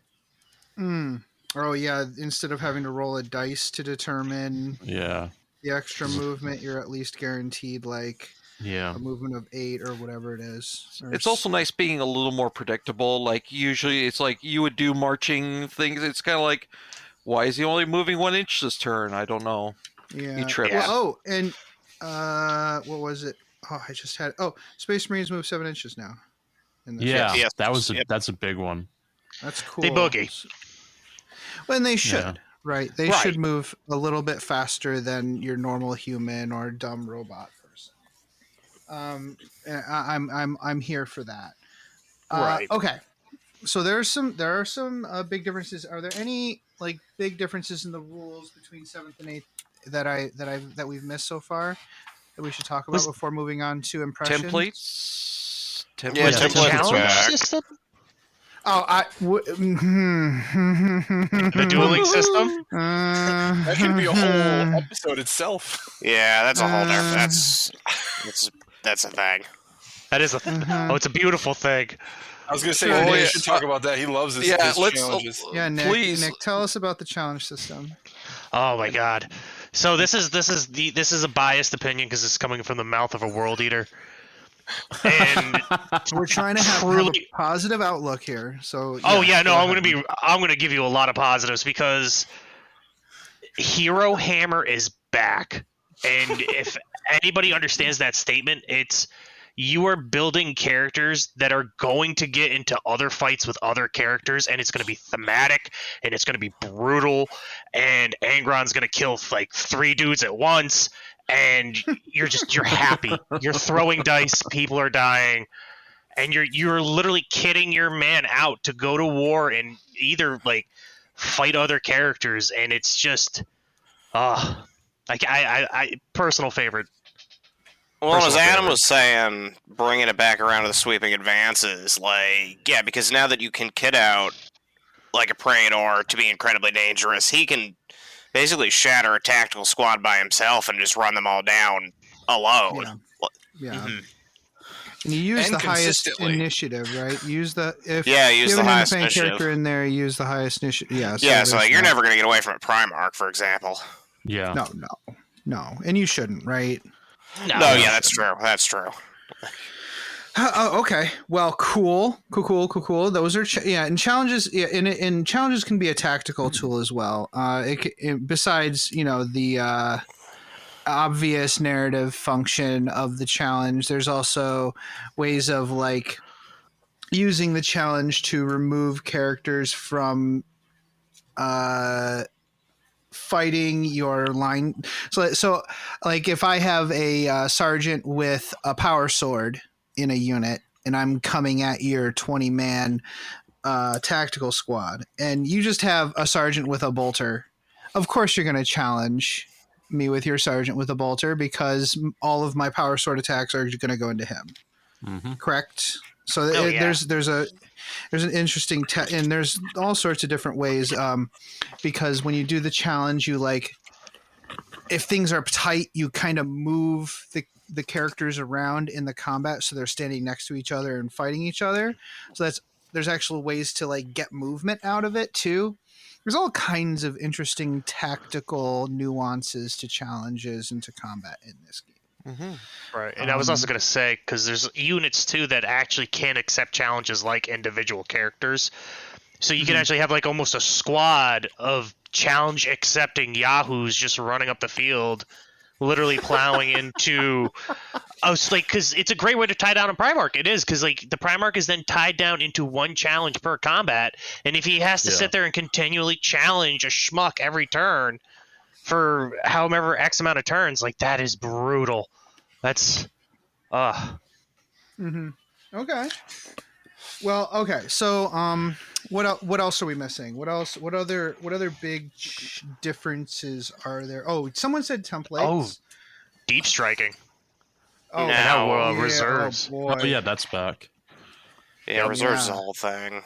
Reserves is the whole thing. Deep striking, you can actually put a model wherever you want when you're deep striking, right? Yeah. You can just put it. Yeah, there's no limit to your own risk. Yes, it's going to be an inch away from enemy models, but other than that, you do have to roll to scatter it. So you could you get him stuck in a rock, for example, which is not great. Yeah. Well, I used to play Deathwing, and I have in fact lost several hundred points to a bad deep strike mishap. But hey, most of the time, that is your fault. And I just made Jason edit the show. That's fine. That's your fault. It is your fault if you put him in danger. And that's cool. That's all about player choice. You chose to do that, right? So speaking of scatter dice, templates. Yeah. So templates are interesting in the fact that they represent the idea of the fact that you're firing artillery and it lands and it doesn't just hit a person or two people. It hits an area effect. Right, and so Warhammer 40k used to have templates, but a lot of 8th and 9th edition, well, maybe not so much 9th, was to simplify things, and I appreciate that aspect because if you ever played a game with quad guns before this, where there's a guy with a little template and he's flipping it over 1 million times and being like, "Okay, I hit you, me, John, 28 times," or name drop. It's and it's just whatever. Tell me what's dead. I don't care enough anymore. Yeah, and so, the unit's dead. Yes, but the one thing that templates used to do, it made people think about how their Marines were set out. Because if you jam as many if you jam as many Marines into a crevice as you can, guess what? Someone with a big pie plate template is going to come along and say, yeah, it's going to land right there. But thankfully, it's not always guaranteed to represent all the different elements. You have these things called scatter dice, which really just gives you a 2 in 6 chance of it getting a hit, basically. Right? And otherwise, it scatters 2d6 off, inches off, in another direction. Skill. Yeah. What's that? Adjusted by ballistic skill. That's right. I forgot about that rule. So it's been a while. Yeah. It's been It's been a while. It has. Yeah, templates, for blast markers. Oh, and teardrop templates hit however many models that are under, which is representing also cool. flamers. Yep. Changing gears a little bit. One thing that's different from before, I believe, if I recall correctly from our game, is that wound allocation isn't back in the day. Wound allocation was closest model. Now you can put the wounds wherever you want, guys. Is that true? Yeah. Yep. Okay, yeah, that's a lot easier, I think. Yeah. And it lets you put your characters kind of wherever you want. There's no more real need for wonky Lookout Sir rolls and stuff if you don't. Is Lookout Sir a thing still, where if you're pointed at a character? Oh, no, there isn't, because you can put the wounds wherever you want. That is so nice. I remember just dying with some of the Lookout Sir stuff. Yeah, which actually kind of brings no it. reason for it. Yeah, and quick addendum on that actually is because I know 8th and 9th players might be a little confused by this. Your independent characters, like your Primarchs, your HQs, etc., they fully join and integrate themselves into the squads now. That's They're true, not yeah. just standing next to them. Yes, thanks for bringing that up, Jared, because that would be, that's not something that folks would know right offhand. Yeah, their characters are part of the unit. Yeah, so if you have like a 10-man tactical squad with a librarian, the librarian is in that squad, and he can use that squad as a blade of wounds as he so pleases. Yeah, absolutely. I'm going to say real quick, I'm glad the Apothecary is back. I do not like the Apothecaries in 8th edition, and I haven't even bothered looking at 9th edition. But yeah, that whole idea of attaching to a unit, and that's just what they do, is just really nice. They're a part of the unit. Mm-hmm. Like, back in the day, they used to be part of the command squad, right? They were in that squad, and in Horus Heresy, they can be joined to pretty much any squad, but they belong to that squad thereafter. Right. It saves a lot of how can I put this? Like don't make me censor. It saves you from a lot of aura shenanigans having to do with that 5-up feel no pain, which can be very powerful. So you have to very specifically say, I want to protect this specific unit. And I think that's good. So can I ask a dumb question? Yeah. Are independent if independent characters is that term still there? Yeah, it's still a term. Is independent characters able to? I think we confused you. The Apothecary specifically is tied to it permanently. Other it's part of the rule set for them. Because they usually go in the elite slot. I think you can get like 1, 2, or 3 or something like that. You can get 3 of them, yeah. Okay. My apologies. So you can take 3 Apothecaries for 1 elite slot, and then before the game starts, you can partition them out to squads. Okay. So that's a great segue, guys. Same thing with Tech Marines. Let's talk about the force organization slots and how that works. Who wants to pick that up? I did not look at that at all. Deafening silence. Deafening. From what I've seen, I've been having to deal with it a lot because my army is very heavy, support heavy. Yeah, go ahead, Kendrick. How does the and this is going to be great for me because I really have I'm still kind of confused about how it works. You have a force organization plot, but you have different ways of modifying it, right? So I'll use I play Iron Warriors, so I'll use mine as an example. I'm using the list that I play today uses what's called the Iron Fire way of building my army, which is one of the I'm drawing a brain fart on what they're called. Rite of War. So Rite of War modify your detachment. And the baseline detachment goes, you need an HQ and you need troops. 2 of them. And that unlocks you the ability to get, is it an unlimited amount of troops? No, it's only 6. It's 6, okay. And then, but then you get 3 elites, 3 fast, 3 heavy. That's it. That's for that detachment. Mm-hmm. And then with my Iron Fire rule, my Iron Fire Rite of War, the modification that makes is it says that in order for my list, or one of the things that I get as a bonus to my list is there's these special bombard tanks that I can put in as troops, but they don't count as one of the 2 troops that I need. They are what are called non-compulsory troops. So they don't fill that role of those 2 troops, but they can go in and fill that troop slot. You can use they basically use the troop slot as a flex slot for other things, but you still have to take actual troops to satisfy the requirement. Yes. And like with my list specifically, I have a lot of heavy support choices. So I only have 3 choices, 3 heavy support parts to use. So that being that bombard weapon or that bombard unit being able to get put into my troop choices is great because that opens up an extra one. And I assume there are other rights of war that do different fluctuations for things like drop pods and stuff like that. Yes, drop pods and anything that's like a dedicated transport doesn't usually take up a force org slot. It gets assigned to the unit that you buy it for. Oh, right. So like rhinos, they just get attached to that unit, but then you can't like piggyback other units in there, and you can't piggyback a different unit. Oh, when I'm deploying the army, I can't be like, oh, my rhino's going to have this unit instead of the other one.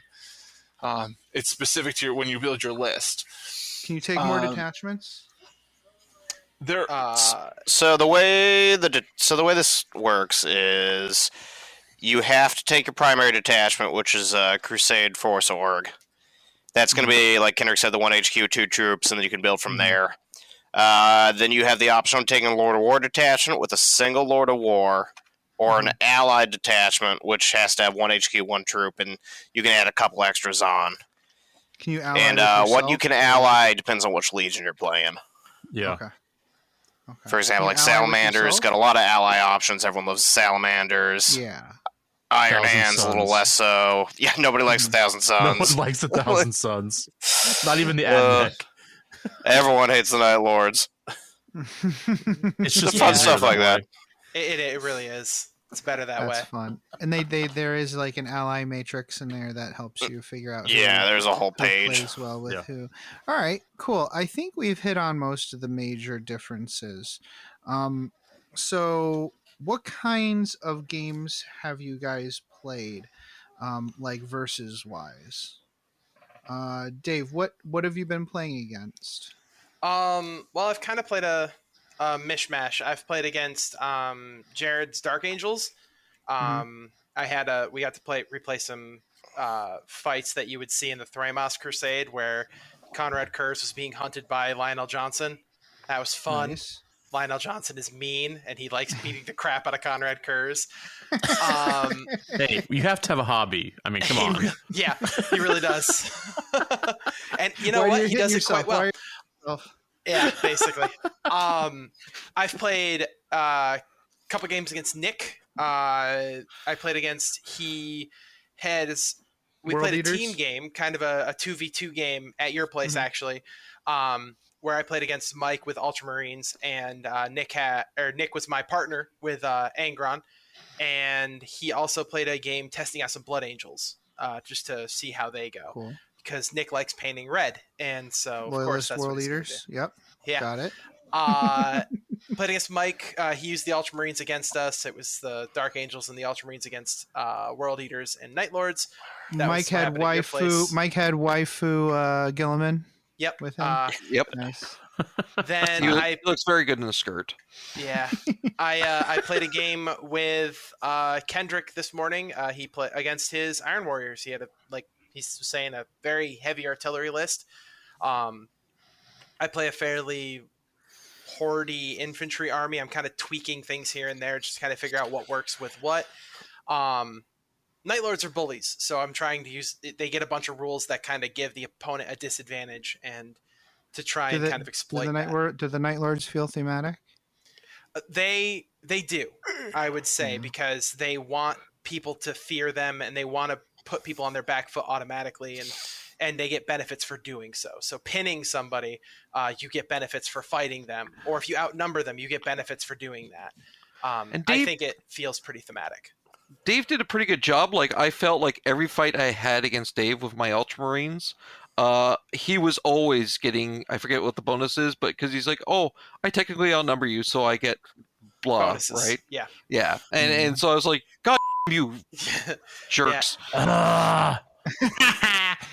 Nick, mark the minute, Jason. How do the World Eaters feel thematic? You like them?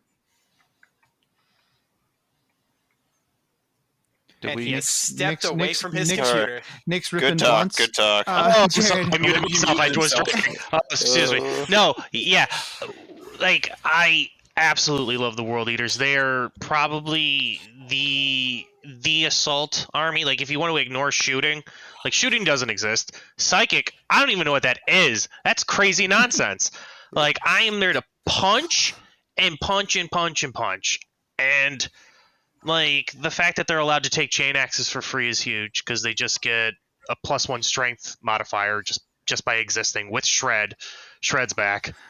Oh, Yeah. I wanted to bring that up, like the chain weapons. So they're trying to think of ways to make these chain weapons feel like they are described in the book, but with the old AP system where AP, we didn't discuss this yet, but AP is if you're AP 3, you blow through armor value 3 or worse. Otherwise, you get your save. AP 5 will chew through armor value 5 plus, but everybody else gets a save. There's no modifier. So they kept that, so there has to be a way of giving a benefit that feels right, and helps you get a little bit more oomph out of the weapon. And in my game, I definitely felt that with the guys with the chain swords, giving them Shred. What's Shred do again? Oh, it's you reroll wounds.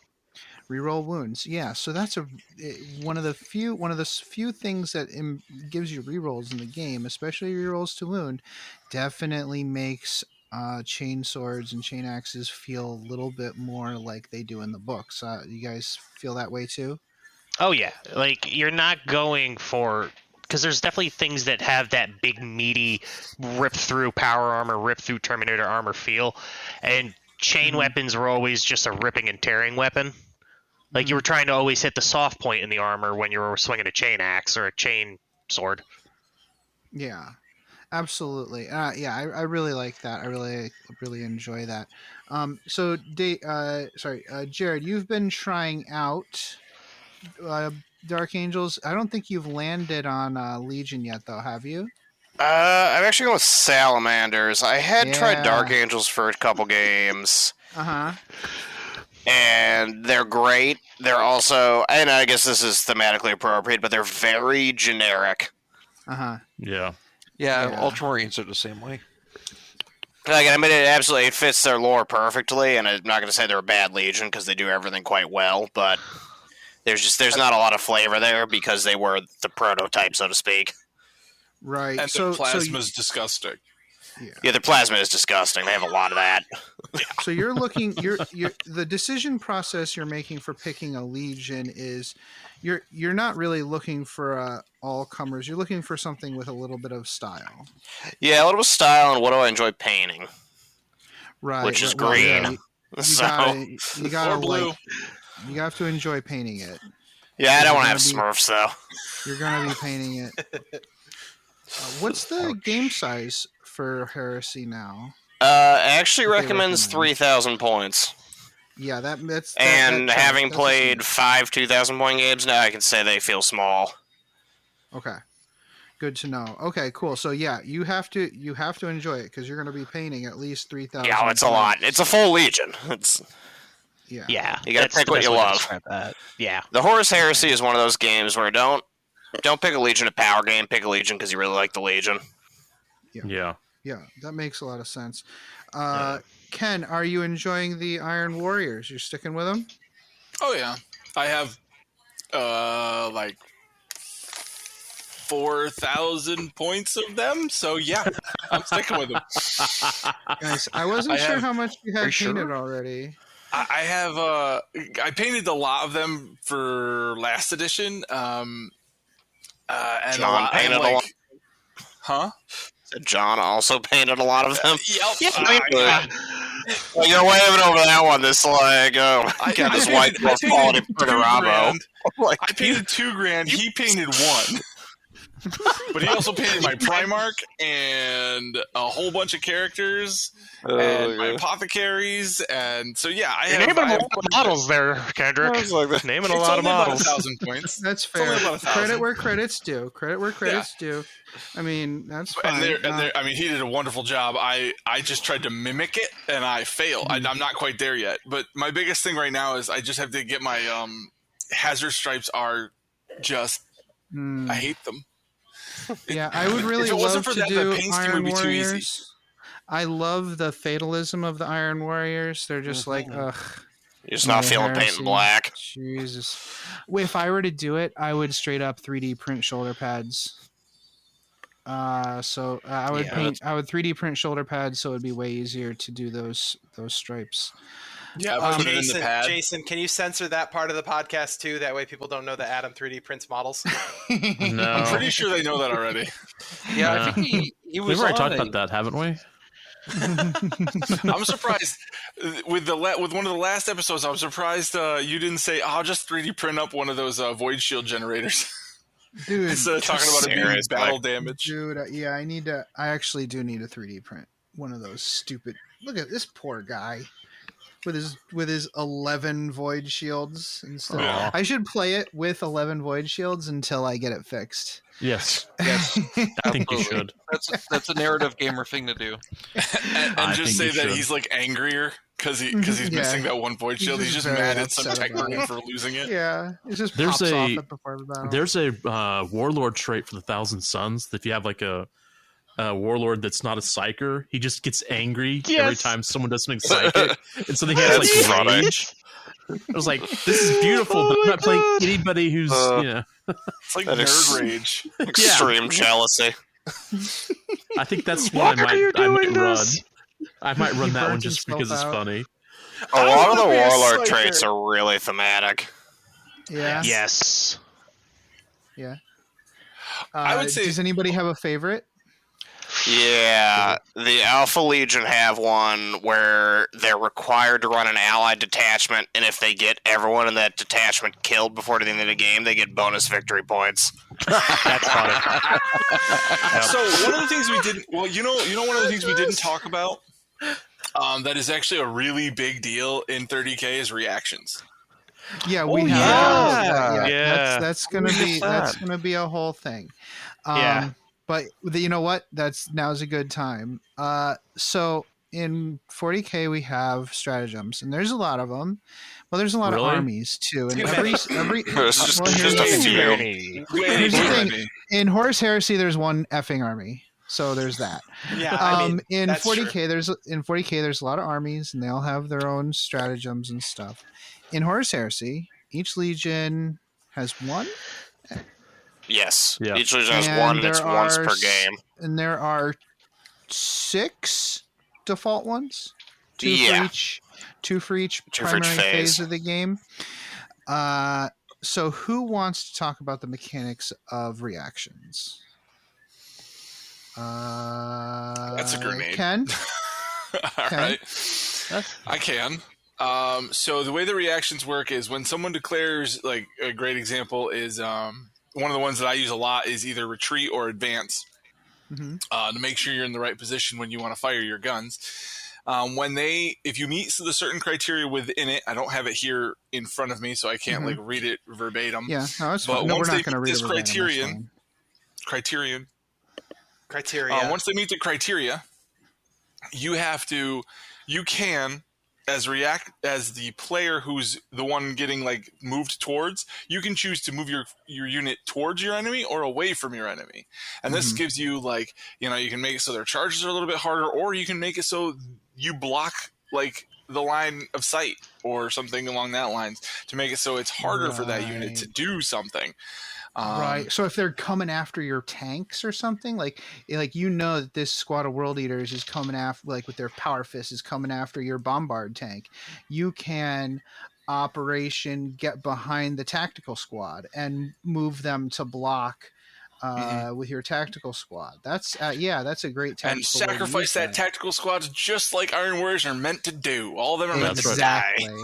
Exactly. And they'll be happy to do it. At least the war is ended for them. Yeah, they're done. Yeah, you can move, but you can also shoot, right? Yep. Like my Legion specific one is it allows me to fire all of my guns at an enemy after they've shot me, but I get an extra shot with all of my guns. Every single gun I have. Goodness. So one of the special units. Doesn't it get hot too? Yes, I was gonna get into that. So believe that. Yeah, that's important. I wasn't gonna. Also, he gets to shoot the guys before they die. Everybody does. Right. Everybody does. Yeah.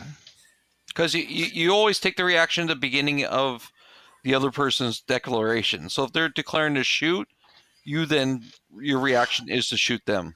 Well, they shoot you first, and after they finish shooting you, you know how many wounds you're going to take, so you know how many guys are going to die from your unit, and then before your guys all die, and this is just the regular one, this isn't the special one for Iron Warriors, before your guys die, you fire back, and then your guys fall over, because they're just they're not going to die. But mine specifically allows my guys to fire. Like, I was going to go into the fact that there's a special unit with Iron Warriors called Siege Tyrant Terminators. They have missile launchers and they have bolters, and they can fire both of them. Ooh. So the missile launchers, if you're firing the crack variant, fire a lot of shots. So you could fire that +1, and then, yes, it gets hot. So if you roll a 1 when you're firing at them, you die. You take a shot on your own guy. Nobody cares because they're Iron Warriors tacticals. And there you go. That's fine. You're doing them a favor by rolling 1s and 2s. Yeah. So you fire, and it's not like gets hot in current stuff where your guy's gonna take the wound. All you do is take whatever shot you were firing on your own guy. So it's not like it used to be with like plasma, where it's just like your guy just melted. It's all it does is say you're gonna take that hit on your own face. Mm-hmm. So like if you get hot with a bolter, your guy shot himself in the leg. I don't know. Right. Well, the bolter that like exploded in the chamber or something like that. Yeah, something like that. But yeah, so you can fire, and like in certain situations, if you timed it right, you can have some really, really angry, like you can wipe out that unit that just shot at you. Or each player only gets 1 reaction per phase, and unless there's a special rule that states otherwise. Which is part of the reason why I brought it up with the warlord traits, because warlord traits usually give you an additional one. No, it gives you multiple sometimes. For like primers. Usually 1. Oh yeah. Yeah, well, that makes sense. Angron is a special little butterfly when it comes to that, Nick. He's the only one Sanguinius Sanguinius does it too. He loves for 2. Yeah, so now magic goods. Okay, maybe not. All right, Nick might be right. Nick, the 2 armies Nick picks, like a special little magically aggressive. So I think one of the things I wanted to bring up with this is part of the reason why 9th edition works is because both players are in the game all the time. Going to get bathroom breaks is not a good idea in 9th edition. It's not as interactive as Age of Sigmar, but it's still extremely interactive. You have to be present throughout the game. That's something that Horus Heresy did not accomplish previously. 7th edition was very, all right, you finish your turn, just tell me how many saves I have to make. It's fine. Yeah. With reactions, the other player, your opponent, is in it the entire time, and they have to be paying attention, and they have to use these reactions at the right time. So I really do think that this is a great addition to the game. The game we played, I thought it was a lot of fun doing the reactions. We played Zone Mortalis, which has totally different reactions. Instead of shooting back in the shooting phase with return fire, you actually shoot in the movement phase. If someone turns a corner towards you, you can actually shoot them as they reveal themselves. It's like you've been waiting for them to come up on you and you shoot them. Oh, that's a very callback to 2nd edition Overwatch, because that's how it used to work. Anyway, so that is what it is. It's based. I think that makes sense for Zone Mortalis. I think we both decided that made a lot of sense for Zone Mortalis. There is no Overwatch in Zone Mortalis. You don't fire Overwatch in the charge phase, which is another reaction in the main game. So anyways, I don't know. Do you guys agree with me on the reactions? Do you think it makes the game better? Or anybody a little salty about some of the reactions? This is a safe space. No one's judging you. Maybe about 1,200 people will judge you. I think they're a really good addition. I was not thrilled with them at first, but now that I've played enough games, I've really enjoyed their added kind of technical depth to it. Mm-hmm. Right, and I think it's easy to think about what it's going to do to you, and then you're like, "Wait, I'm glad I had this." Oh yeah. And some of the Legion only reactions are very strong. Like I saw a game against Nick using one of those. The Ultramarines one, it can be pretty brutal. It was stupid. I was upset with it at first. Mike, I won't lie. I was upset with it. Mike, I actually skipped over you in the army discussion. So, what do you like about the Ultramarines reaction? Basically, it's a lot of people compared it to like Tau in a sense. So a lot of Ultramarines, its thing is like working together. Fire. Yeah. So basically, if they fire, I think it is Overwatch. Or no, it's a reaction to shooting. My apologies. It's a reaction to shooting. They get to fire, and then they get to select any other unit in the army. So I actually used it to pull in my quad cannon to fire down on the unit as well. So it is pretty it's pretty nuts in that sense. Like if I had a bigger, like once I get my army more filled out, like you could be like dropping like a ton, like 3 quad cannons down onto a unit. Oh. Yeah, this is not the reaction I was looking for. Artillery support. Basically, I assume that Gilliman can increase the number of times you can do that per game. No, not that reaction, but just the number of reactions for one phase, basically. Okay. So the reactions are adding a bit more complexity, but with certainly fewer of them than there are stratagems, which should make folks happy. I think it's good. I don't think you need 5,000 stratagems. As long as they don't add a ton later on or something and make it too convoluted. I'm sure they will. Say, like, as long as they don't add more. Yeah, the current number is good. Exactly. And they're not. And the problem with having few is that it's easy for there to be winners and losers. So you got to keep that in mind. I would expect any that are right now, if you have any that are big time winners, I would expect them to maybe get a little bit of a tweak later, I bet. Do any of them feel like big time winners compared to others? I do you think it's too soon to tell? It's probably too soon. Yeah. I think the generic ones are very balanced, and I don't think you'll see those change at all. And the Legion specific are only 1 per game. Legion specific also being 1 per game kind of hamstrings any truly crushing victory you could get out of them. Okay. Like, you can definitely use them correctly to swing, but I don't think you can't keep blowing them every turn to carry you. Okay. The biggest thing for them is they're made to be gotcha moments. So like that they're coming. It's just knowing what your opponent's gotcha moment is. Yeah, you got a good point there. Where with stratagems, you have unless you play the game regularly, you're going to be caught out. With Heresy, you know what your opponent's reaction is. Well, okay, because it's only 3 books. Once. Yeah, it's like they don't say like it's 3, but it's like you gotta know the 6 generic ones, and then take a quick second to look up what their Legion specific one is, so you won't be surprised. Or just ask. That's all you need to know.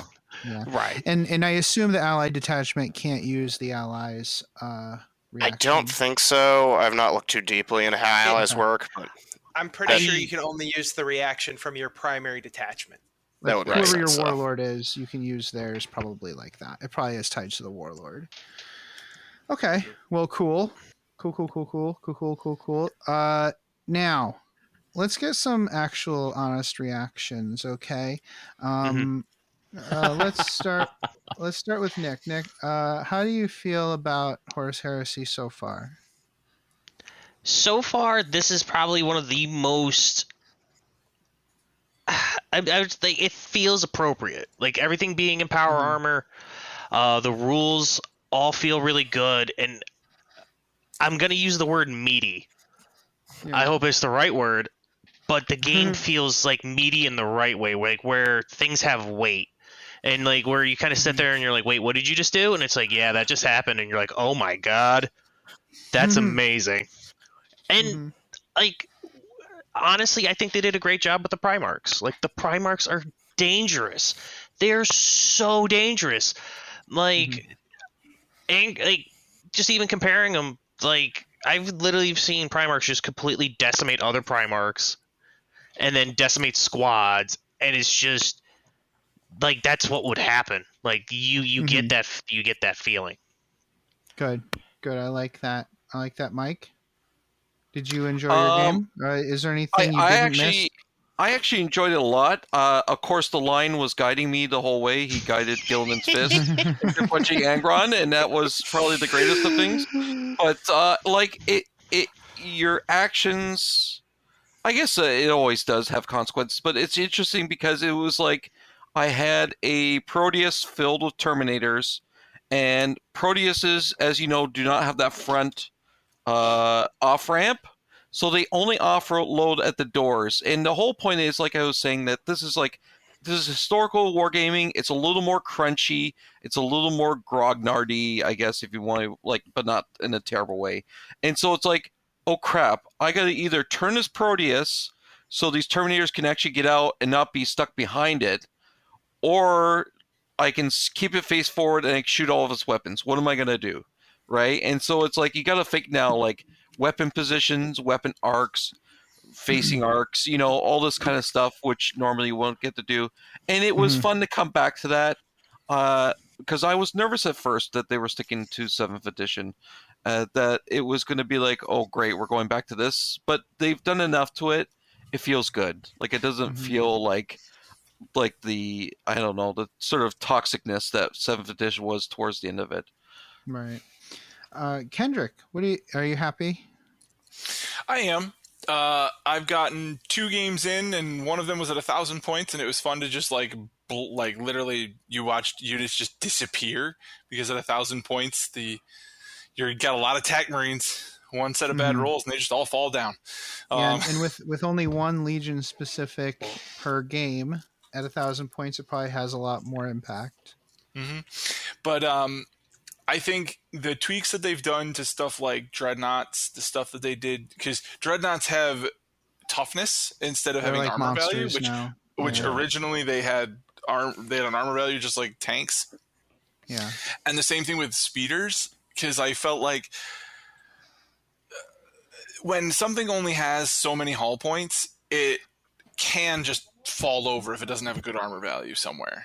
And it just you just watch it pop. And because my other faction, the one that I want to play, it's going to be a long time, is White Scars.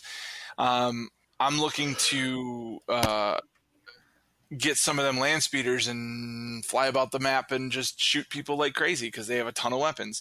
But I think I've really enjoyed the reaction, the way the reactions work.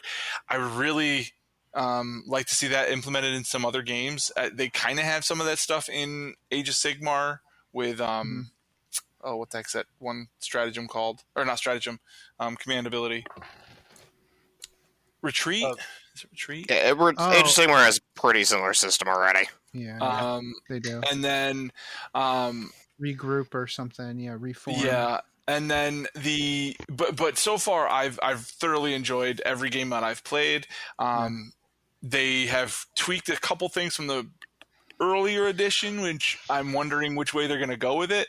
Because my army really likes basilisks, and so I have basilisks. Just they're really bad right now. So, but that's because they didn't come out in the actual original book. So I'm wondering what they're gonna, if that's where they're gonna stay forever, or what's gonna end up happening with them. But barrage stuff is crazy. So.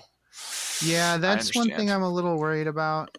Barrage bothered me before, especially since but with being able to do wound allocation however you want now, I think it'll be way less bad. Because previously in 7th edition you had to allocate from the center of the blast marker, and I hated that so much. It'll be so much faster, and being able to snipe characters with barrage is stupid. So with that single change, one single change made that way more palatable for me, and I'd be way more willing to try it out. I think with that piece, I think they need to. I really like what Barrage can do. I just think that they did push it really far back in its power and how good it is. Because like a lot of the weapons that are Barrage, unless you're going for like the very expensive units, they're not very good. Like, okay. Well, that's I mean, I don't mind them getting better. I just don't think you should be able to use them as a sniper weapon. Yes, I agree with you completely. I completely agree. It's supposed to be field of fire, not focus fire. Yeah. Dave, are you happy? In general or with Horus Heresy? With Horus Heresy. Either one. Go for it. Well, this is a safe space. You said this is a safe Mental space. health day. No, I've been really enjoying the games I've been playing. Basically, running tiny. I mean, you tweaks did to my play lists. 6 games. Well, 5. Somebody canceled on me. Jared. No. He had perfectly acceptable reasons. Trust me. But we're men. We don't know the difference between 5 and 6. Yeah.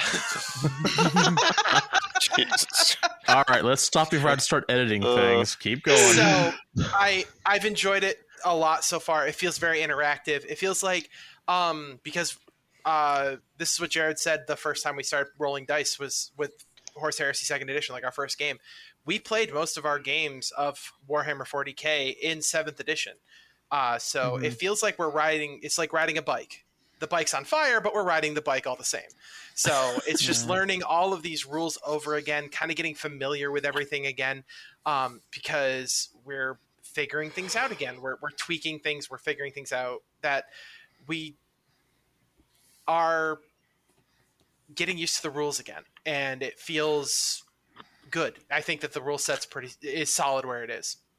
Now, wait a minute, David. Is that because you actually got to do your pin guy, jump on them, murder them ability? It's your fault for not running stubborn units. I don't have any stubborn units. Be stubborn. It probably feels way better. And I'm not going to do any spoilers for our battle report that we have coming up with Dave, but it probably felt a lot better than that game. Which one's coming out first? Those are victory tears. This one's coming out first. Oh, okay, then I won't say anything. But yeah, brutal. Anyways, you should definitely listen to the upcoming Altar of War. It's a good one. I don't want to steal your thunder, Jared, but you said something on a chat the other day. You said it feels like coming home. I think is that accurate still? Yeah, I would say that's still accurate for me. I'm really loving it. Like, I like 7th edition, and this, as you kind of alluded to already, fixed basically every major flaw or bad design feature of 7th edition.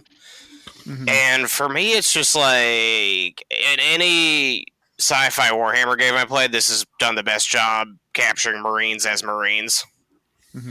Like, I know Kendrick wasn't thrilled with the Barrage changes he was just saying, and I get that, it's his army style, but I think it's excellent overall because you can't just delete a unit of like 10-15 Marines anymore with just some artillery shelling.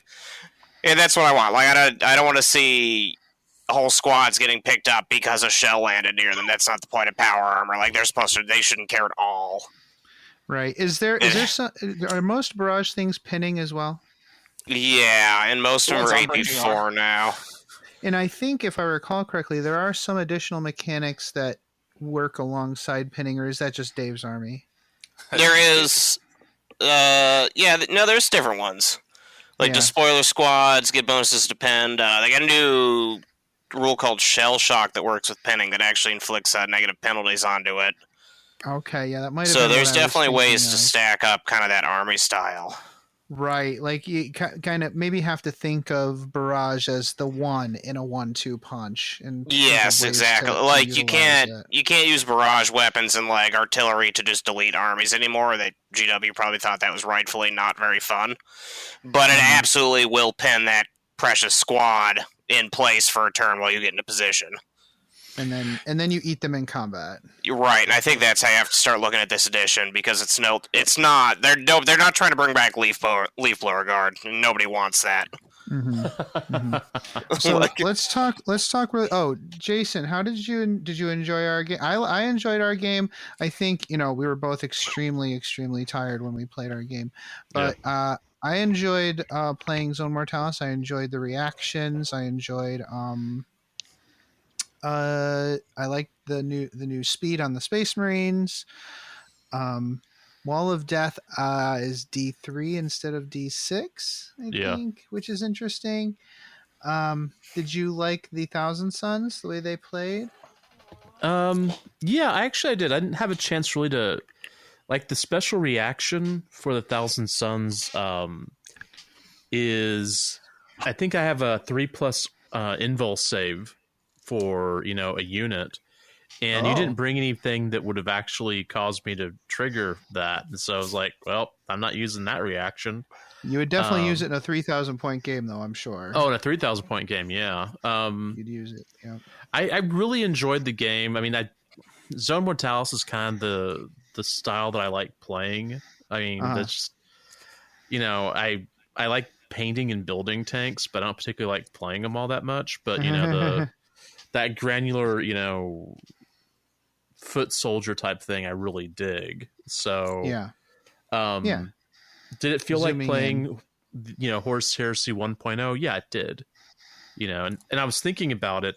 The last time I played Heresy, the first edition, was against Mike. We played a Zone Mortalis game in San Antonio. It was my Raven Guard versus his Smurfs.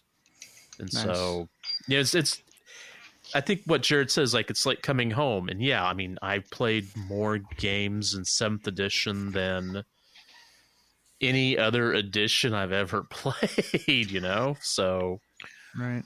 The one thing that I do like is, sorry, I'm long-winded on this. No, please. The thing I hated about 7th edition at the end was how difficult it was to teach, because there were so many changes, there were so many things that were added as the edition went on. And now it's nice to see that it's stripped back to not so much a simpler version of 7th edition, but a non-bloated version. And one other thing before I'll try, like I said, I'm trying to stay short on this. I love the reactions.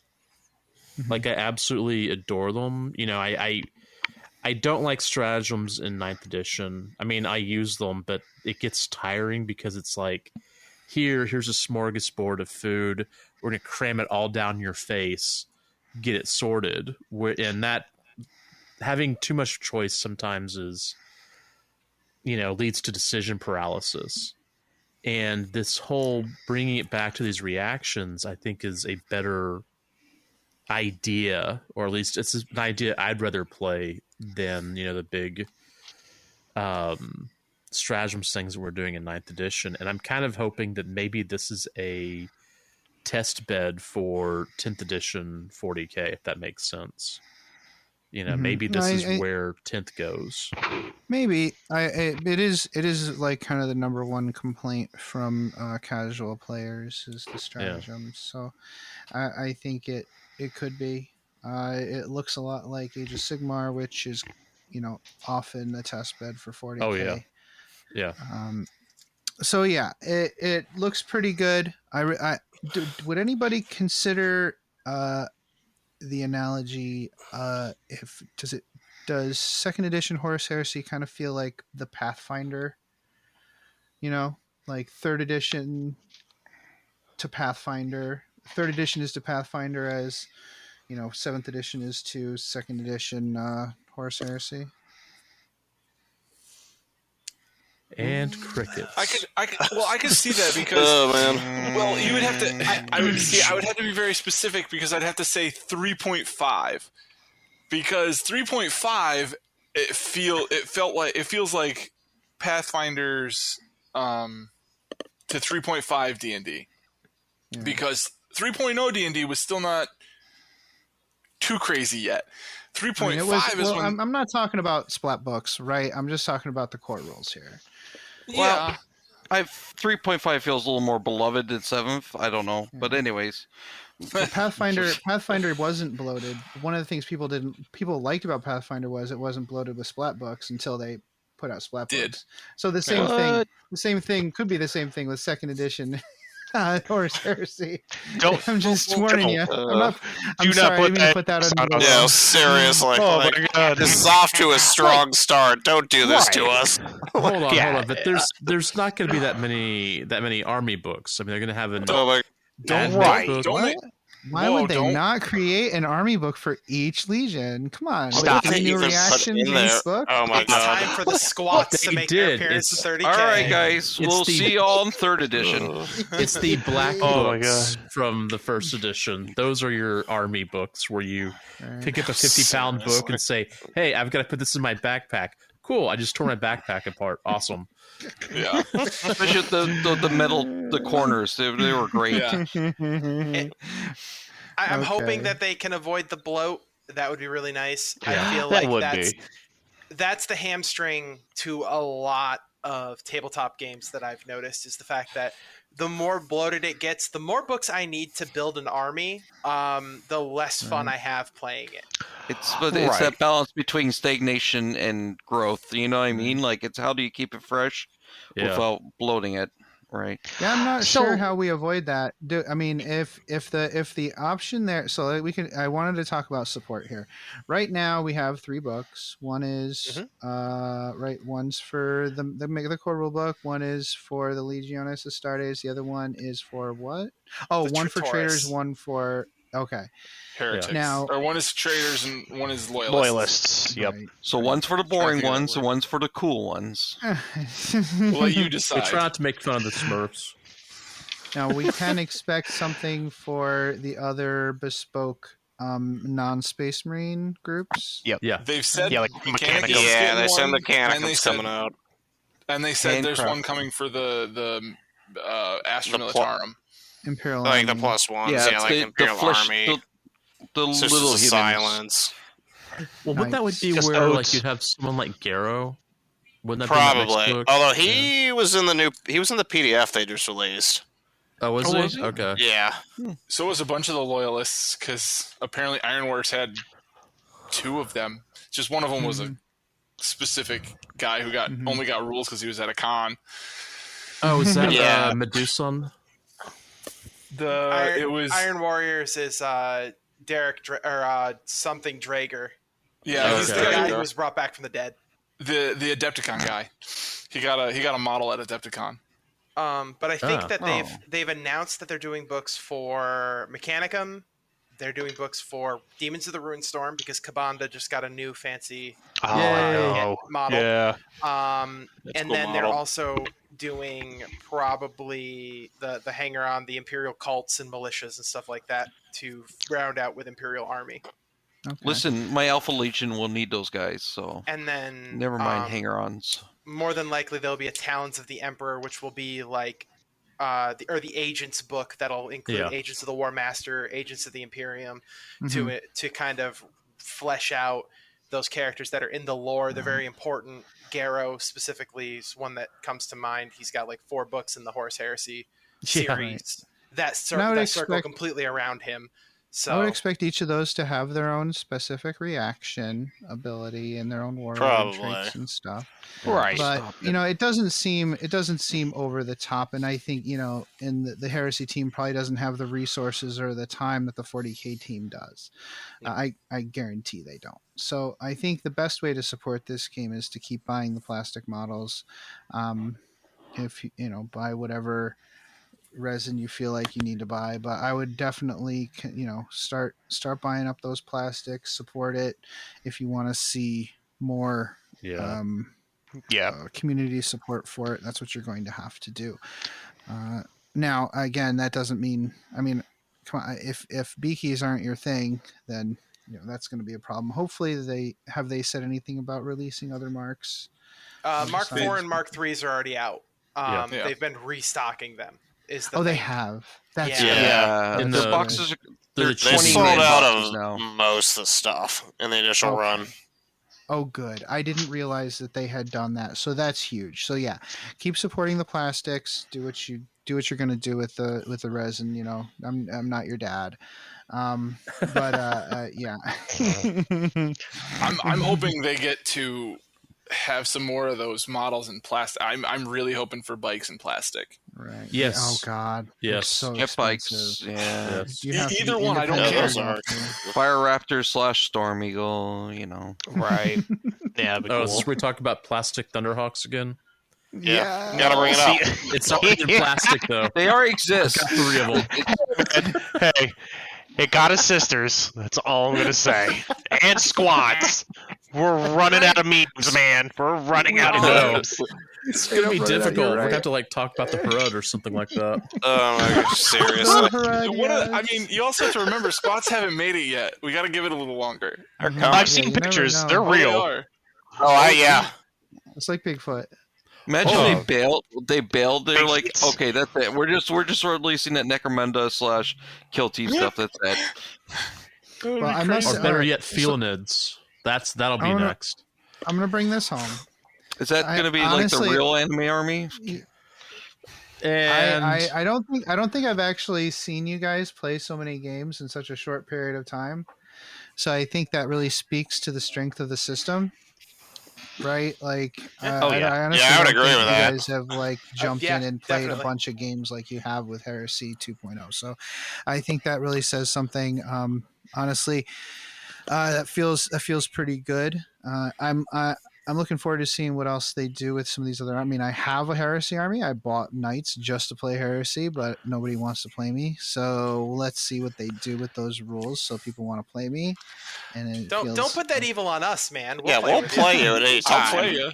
I like fighting Knights. Sorry, not you. Well, all right. My army you guys, specifically likes Knights. They'll tear them right apart. I literally bought a Venerator just to to have something to play with a night with. Ventilator. I like to call it the ventilator. Yeah. The penis tank. I was talking about how in a lot of events they were like no Knights, everything but Knights. So I'm like, well, GFY then. You know what I'm saying? Mm-hmm. So hopefully that they do something to make them fun to play against, and I'll play my army, and then maybe I will consider starting a Heresy army. Who knows? Maybe after. What did you play in your Zone Mortalis? Iron Warriors, because like I was saying, I love the fatalism. I love the nihilism and the fatalism. They're just like. It's so I guess we're just who's gonna die now? I'll die. No, I'll die. No, I want to die. That's how we ended the game. No. Okay, so this is how the game went. Okay, so we were playing the Zone Mortalis. We had a Dreadnought. Jason was the attacker. He had a Dreadnought he was going after. It was in my deployment zone, and I set up 2 atomic bombs in the no man's land. And I said, I'm actually trying to set off the bombs in my own ship so that you die when you're attacking me. And that's fine for me. I don't mind if I die. You can, as long as you die, I don't care. So we're just going back and forth, arming and disarming the bombs. And at one point, one of my squads failed morale and started running. And in Zone Mortalis, it has the old 5th edition rule. What's it called, Jason? Blind panic? Yeah. Blind panic. Yeah, something like that. Anyways, if a unit that's running away passes within an inch of another unit, that unit must make a morale check and start falling back if it fails. My unit with my Siege Lord in it failed its morale check and booked it off the battlefield. Went through a door and ran away. Later. After a couple turns later, I win the game, which means the ship exploded. So I like to think that the commander's like, oh, these guys got this. Okay, we're going to go to the escape pods because this ship's about to explode. So they actually got on a escape pod, jettisoned, and all the Thousand Sons died in the explosion. And a few Iron Warriors, but whatever, that's fine. That's normal for them. It'd be like that. Yeah. Yeah. They're happy. You're willing to make. 2/3 casualty is a win. Yeah, absolutely. So if I did do Iron Warriors, it would definitely be a more. It would be totally different from your Iron Warriors. I would do infantry. The Hammer of Olympia. Just infantry. Just jerks dying in droves. The more of my models that die, the happier I'll be. That's so easy to do too. So you're just going like troops, run them up the field. Is there a way? Is there a right of war that lets me substitute elites for more troops instead of heavies? Can I just take more troops?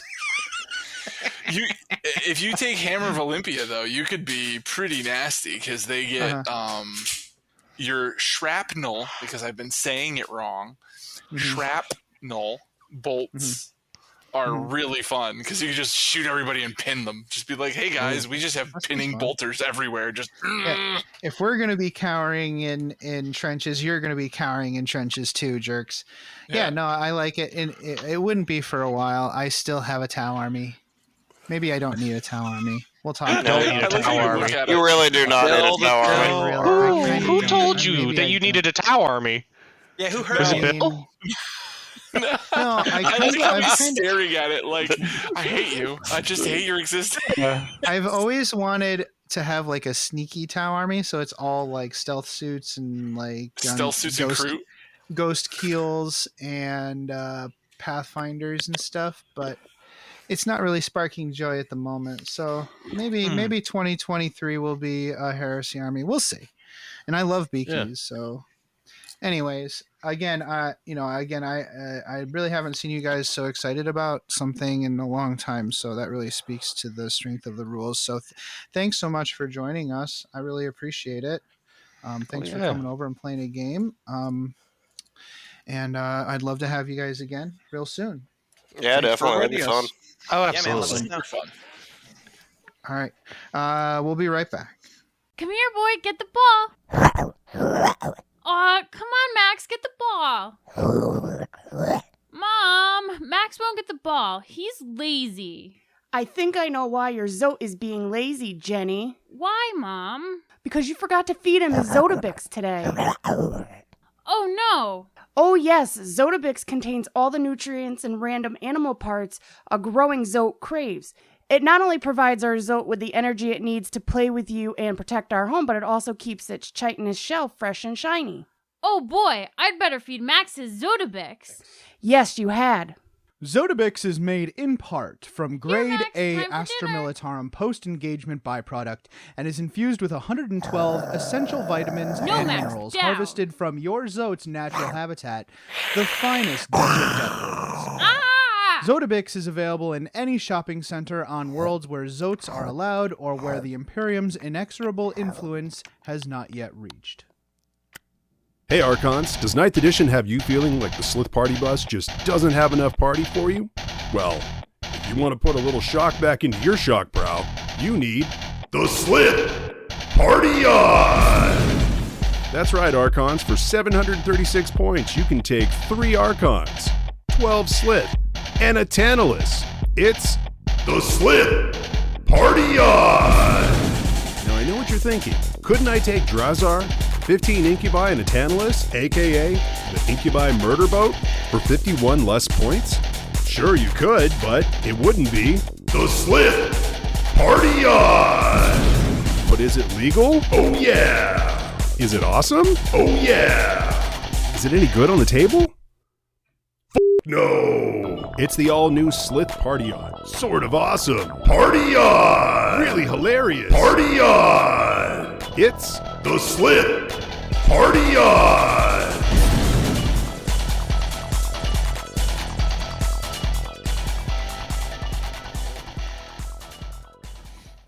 Oh, we've reached level 6, and we're back. It's time to go. It's time to go sleepy buys, or stay up and paint. I haven't decided yet. I did have coffee today with thought that I was going to stay up and finish this. I had coffee like at 7 o'clock at night, but it's also hot and I'm sticky. Well, yeah. It's a little warm right now. It's lovely. This was a good episode, dude. I'm really glad the guys came and talked to us about Horus Heresy and their experiences with it. That was a lot of really good information. Mm-hmm. I think they were really helpful for me figuring out everything, because I wasn't too sure about a lot of the stuff. Well, did you ever play Horus Heresy during 7th edition? No, I never once got to play it. Because you're still you were doing a lot of orcs at that time. I remember. No, you were doing the demon orcs. Your dorks. I was doing the demon orcs, and I was running the club. Yeah. And stuff. So like, I really didn't have time. I was doing events. I really didn't have time to also play. Yeah. Yeah, Horus Heresy. I couldn't. Maybe there's time now. I don't know. I keep saying that there's time for many things, but the guys are really into Horus Heresy. So, and they say that they'd be cool with me bringing my knights. So we'll see. You should take your knights. Once they release the rules, I still have lots to do. I want to get ready for mini wargaming. So I have other priorities right now. But if I do have time, maybe I will go ahead and do a proper Space Marine army. But I definitely need to 3D print some shoulder pads because no, thank you. I'm not hand painting. I'm not hand painting hazard stripes. That is a thing that is not happening. No way. Oh, that's good. That's a good one. I like that. That's fun. I mean, for real, like, no. I'm not going to do it. There's no way. There's no way. But I love the Iron Warriors, so we'll see. Yeah. I don't want to get too much into Kendrick's wheelhouse. I think we're going to have very different armies, and there's no reason that we wouldn't fight each other. So yeah. Oddly enough, like I honestly don't see any other anything else on our release schedule at all. So I'm not sure what the next episode is going to be about. It is going to be a lore episode. I think I may pull something out of the wacky lore, like ideas. That'll be good. Bucket. Yeah, I'm gonna try to do it. I might try to do it tomorrow night. Tomorrow night, I'm going to my in-laws' camp up in Bolton Landing because it shaves an hour off my drive. Nice. The High Peaks Wilderness is like 2.5 hours from Mechanicville. Okay. So it's like 3 hours from where you used to live, like 3 hours north of you where you used to live. Oh, you're that far north? Okay. Yeah. So shaving an hour off that drive is that's amazing. Yeah, that needs to be done. I'll be by myself in a camper for a couple hours, for a few hours. So maybe I'll scroll through all this. I'm sure it won't be weird. Something. No, it won't be weird. So we'll talk about that next time. And awesome. Until then, play the game the way you want to. Whether it's Horus Heresy, Titanicus, or 40K, or Tiddlywinks. Competitive Tiddlywinks. Competitive We'd love it if you could give us a positive rating and review on iTunes. If you'd like to keep in contact with us, you can follow us on Facebook or Twitter by searching for Masters of the Forge. And you can follow our hobby progress on Instagram with the hashtag Masters of the Forge. If you'd like to engage with us directly, you can always join our Discord server. To do so, or if you have any questions, topic suggestions, or if you'd like to advertise your creative hobby endeavor, contact us at mastersoftheforge@gmail.com. Please consider supporting us on Patreon at patreon.com/mastersoftheforge. Thanks. The music used in this podcast was made by Parad of the duo Sublevel 3. The track is used with his permission. This podcast is protected by the Creative Commons Attribution, No Derivatives, Non-Commercial International License. More information about this license and contact information if you have any requests can be found at our blog, mastersoftheforge.com.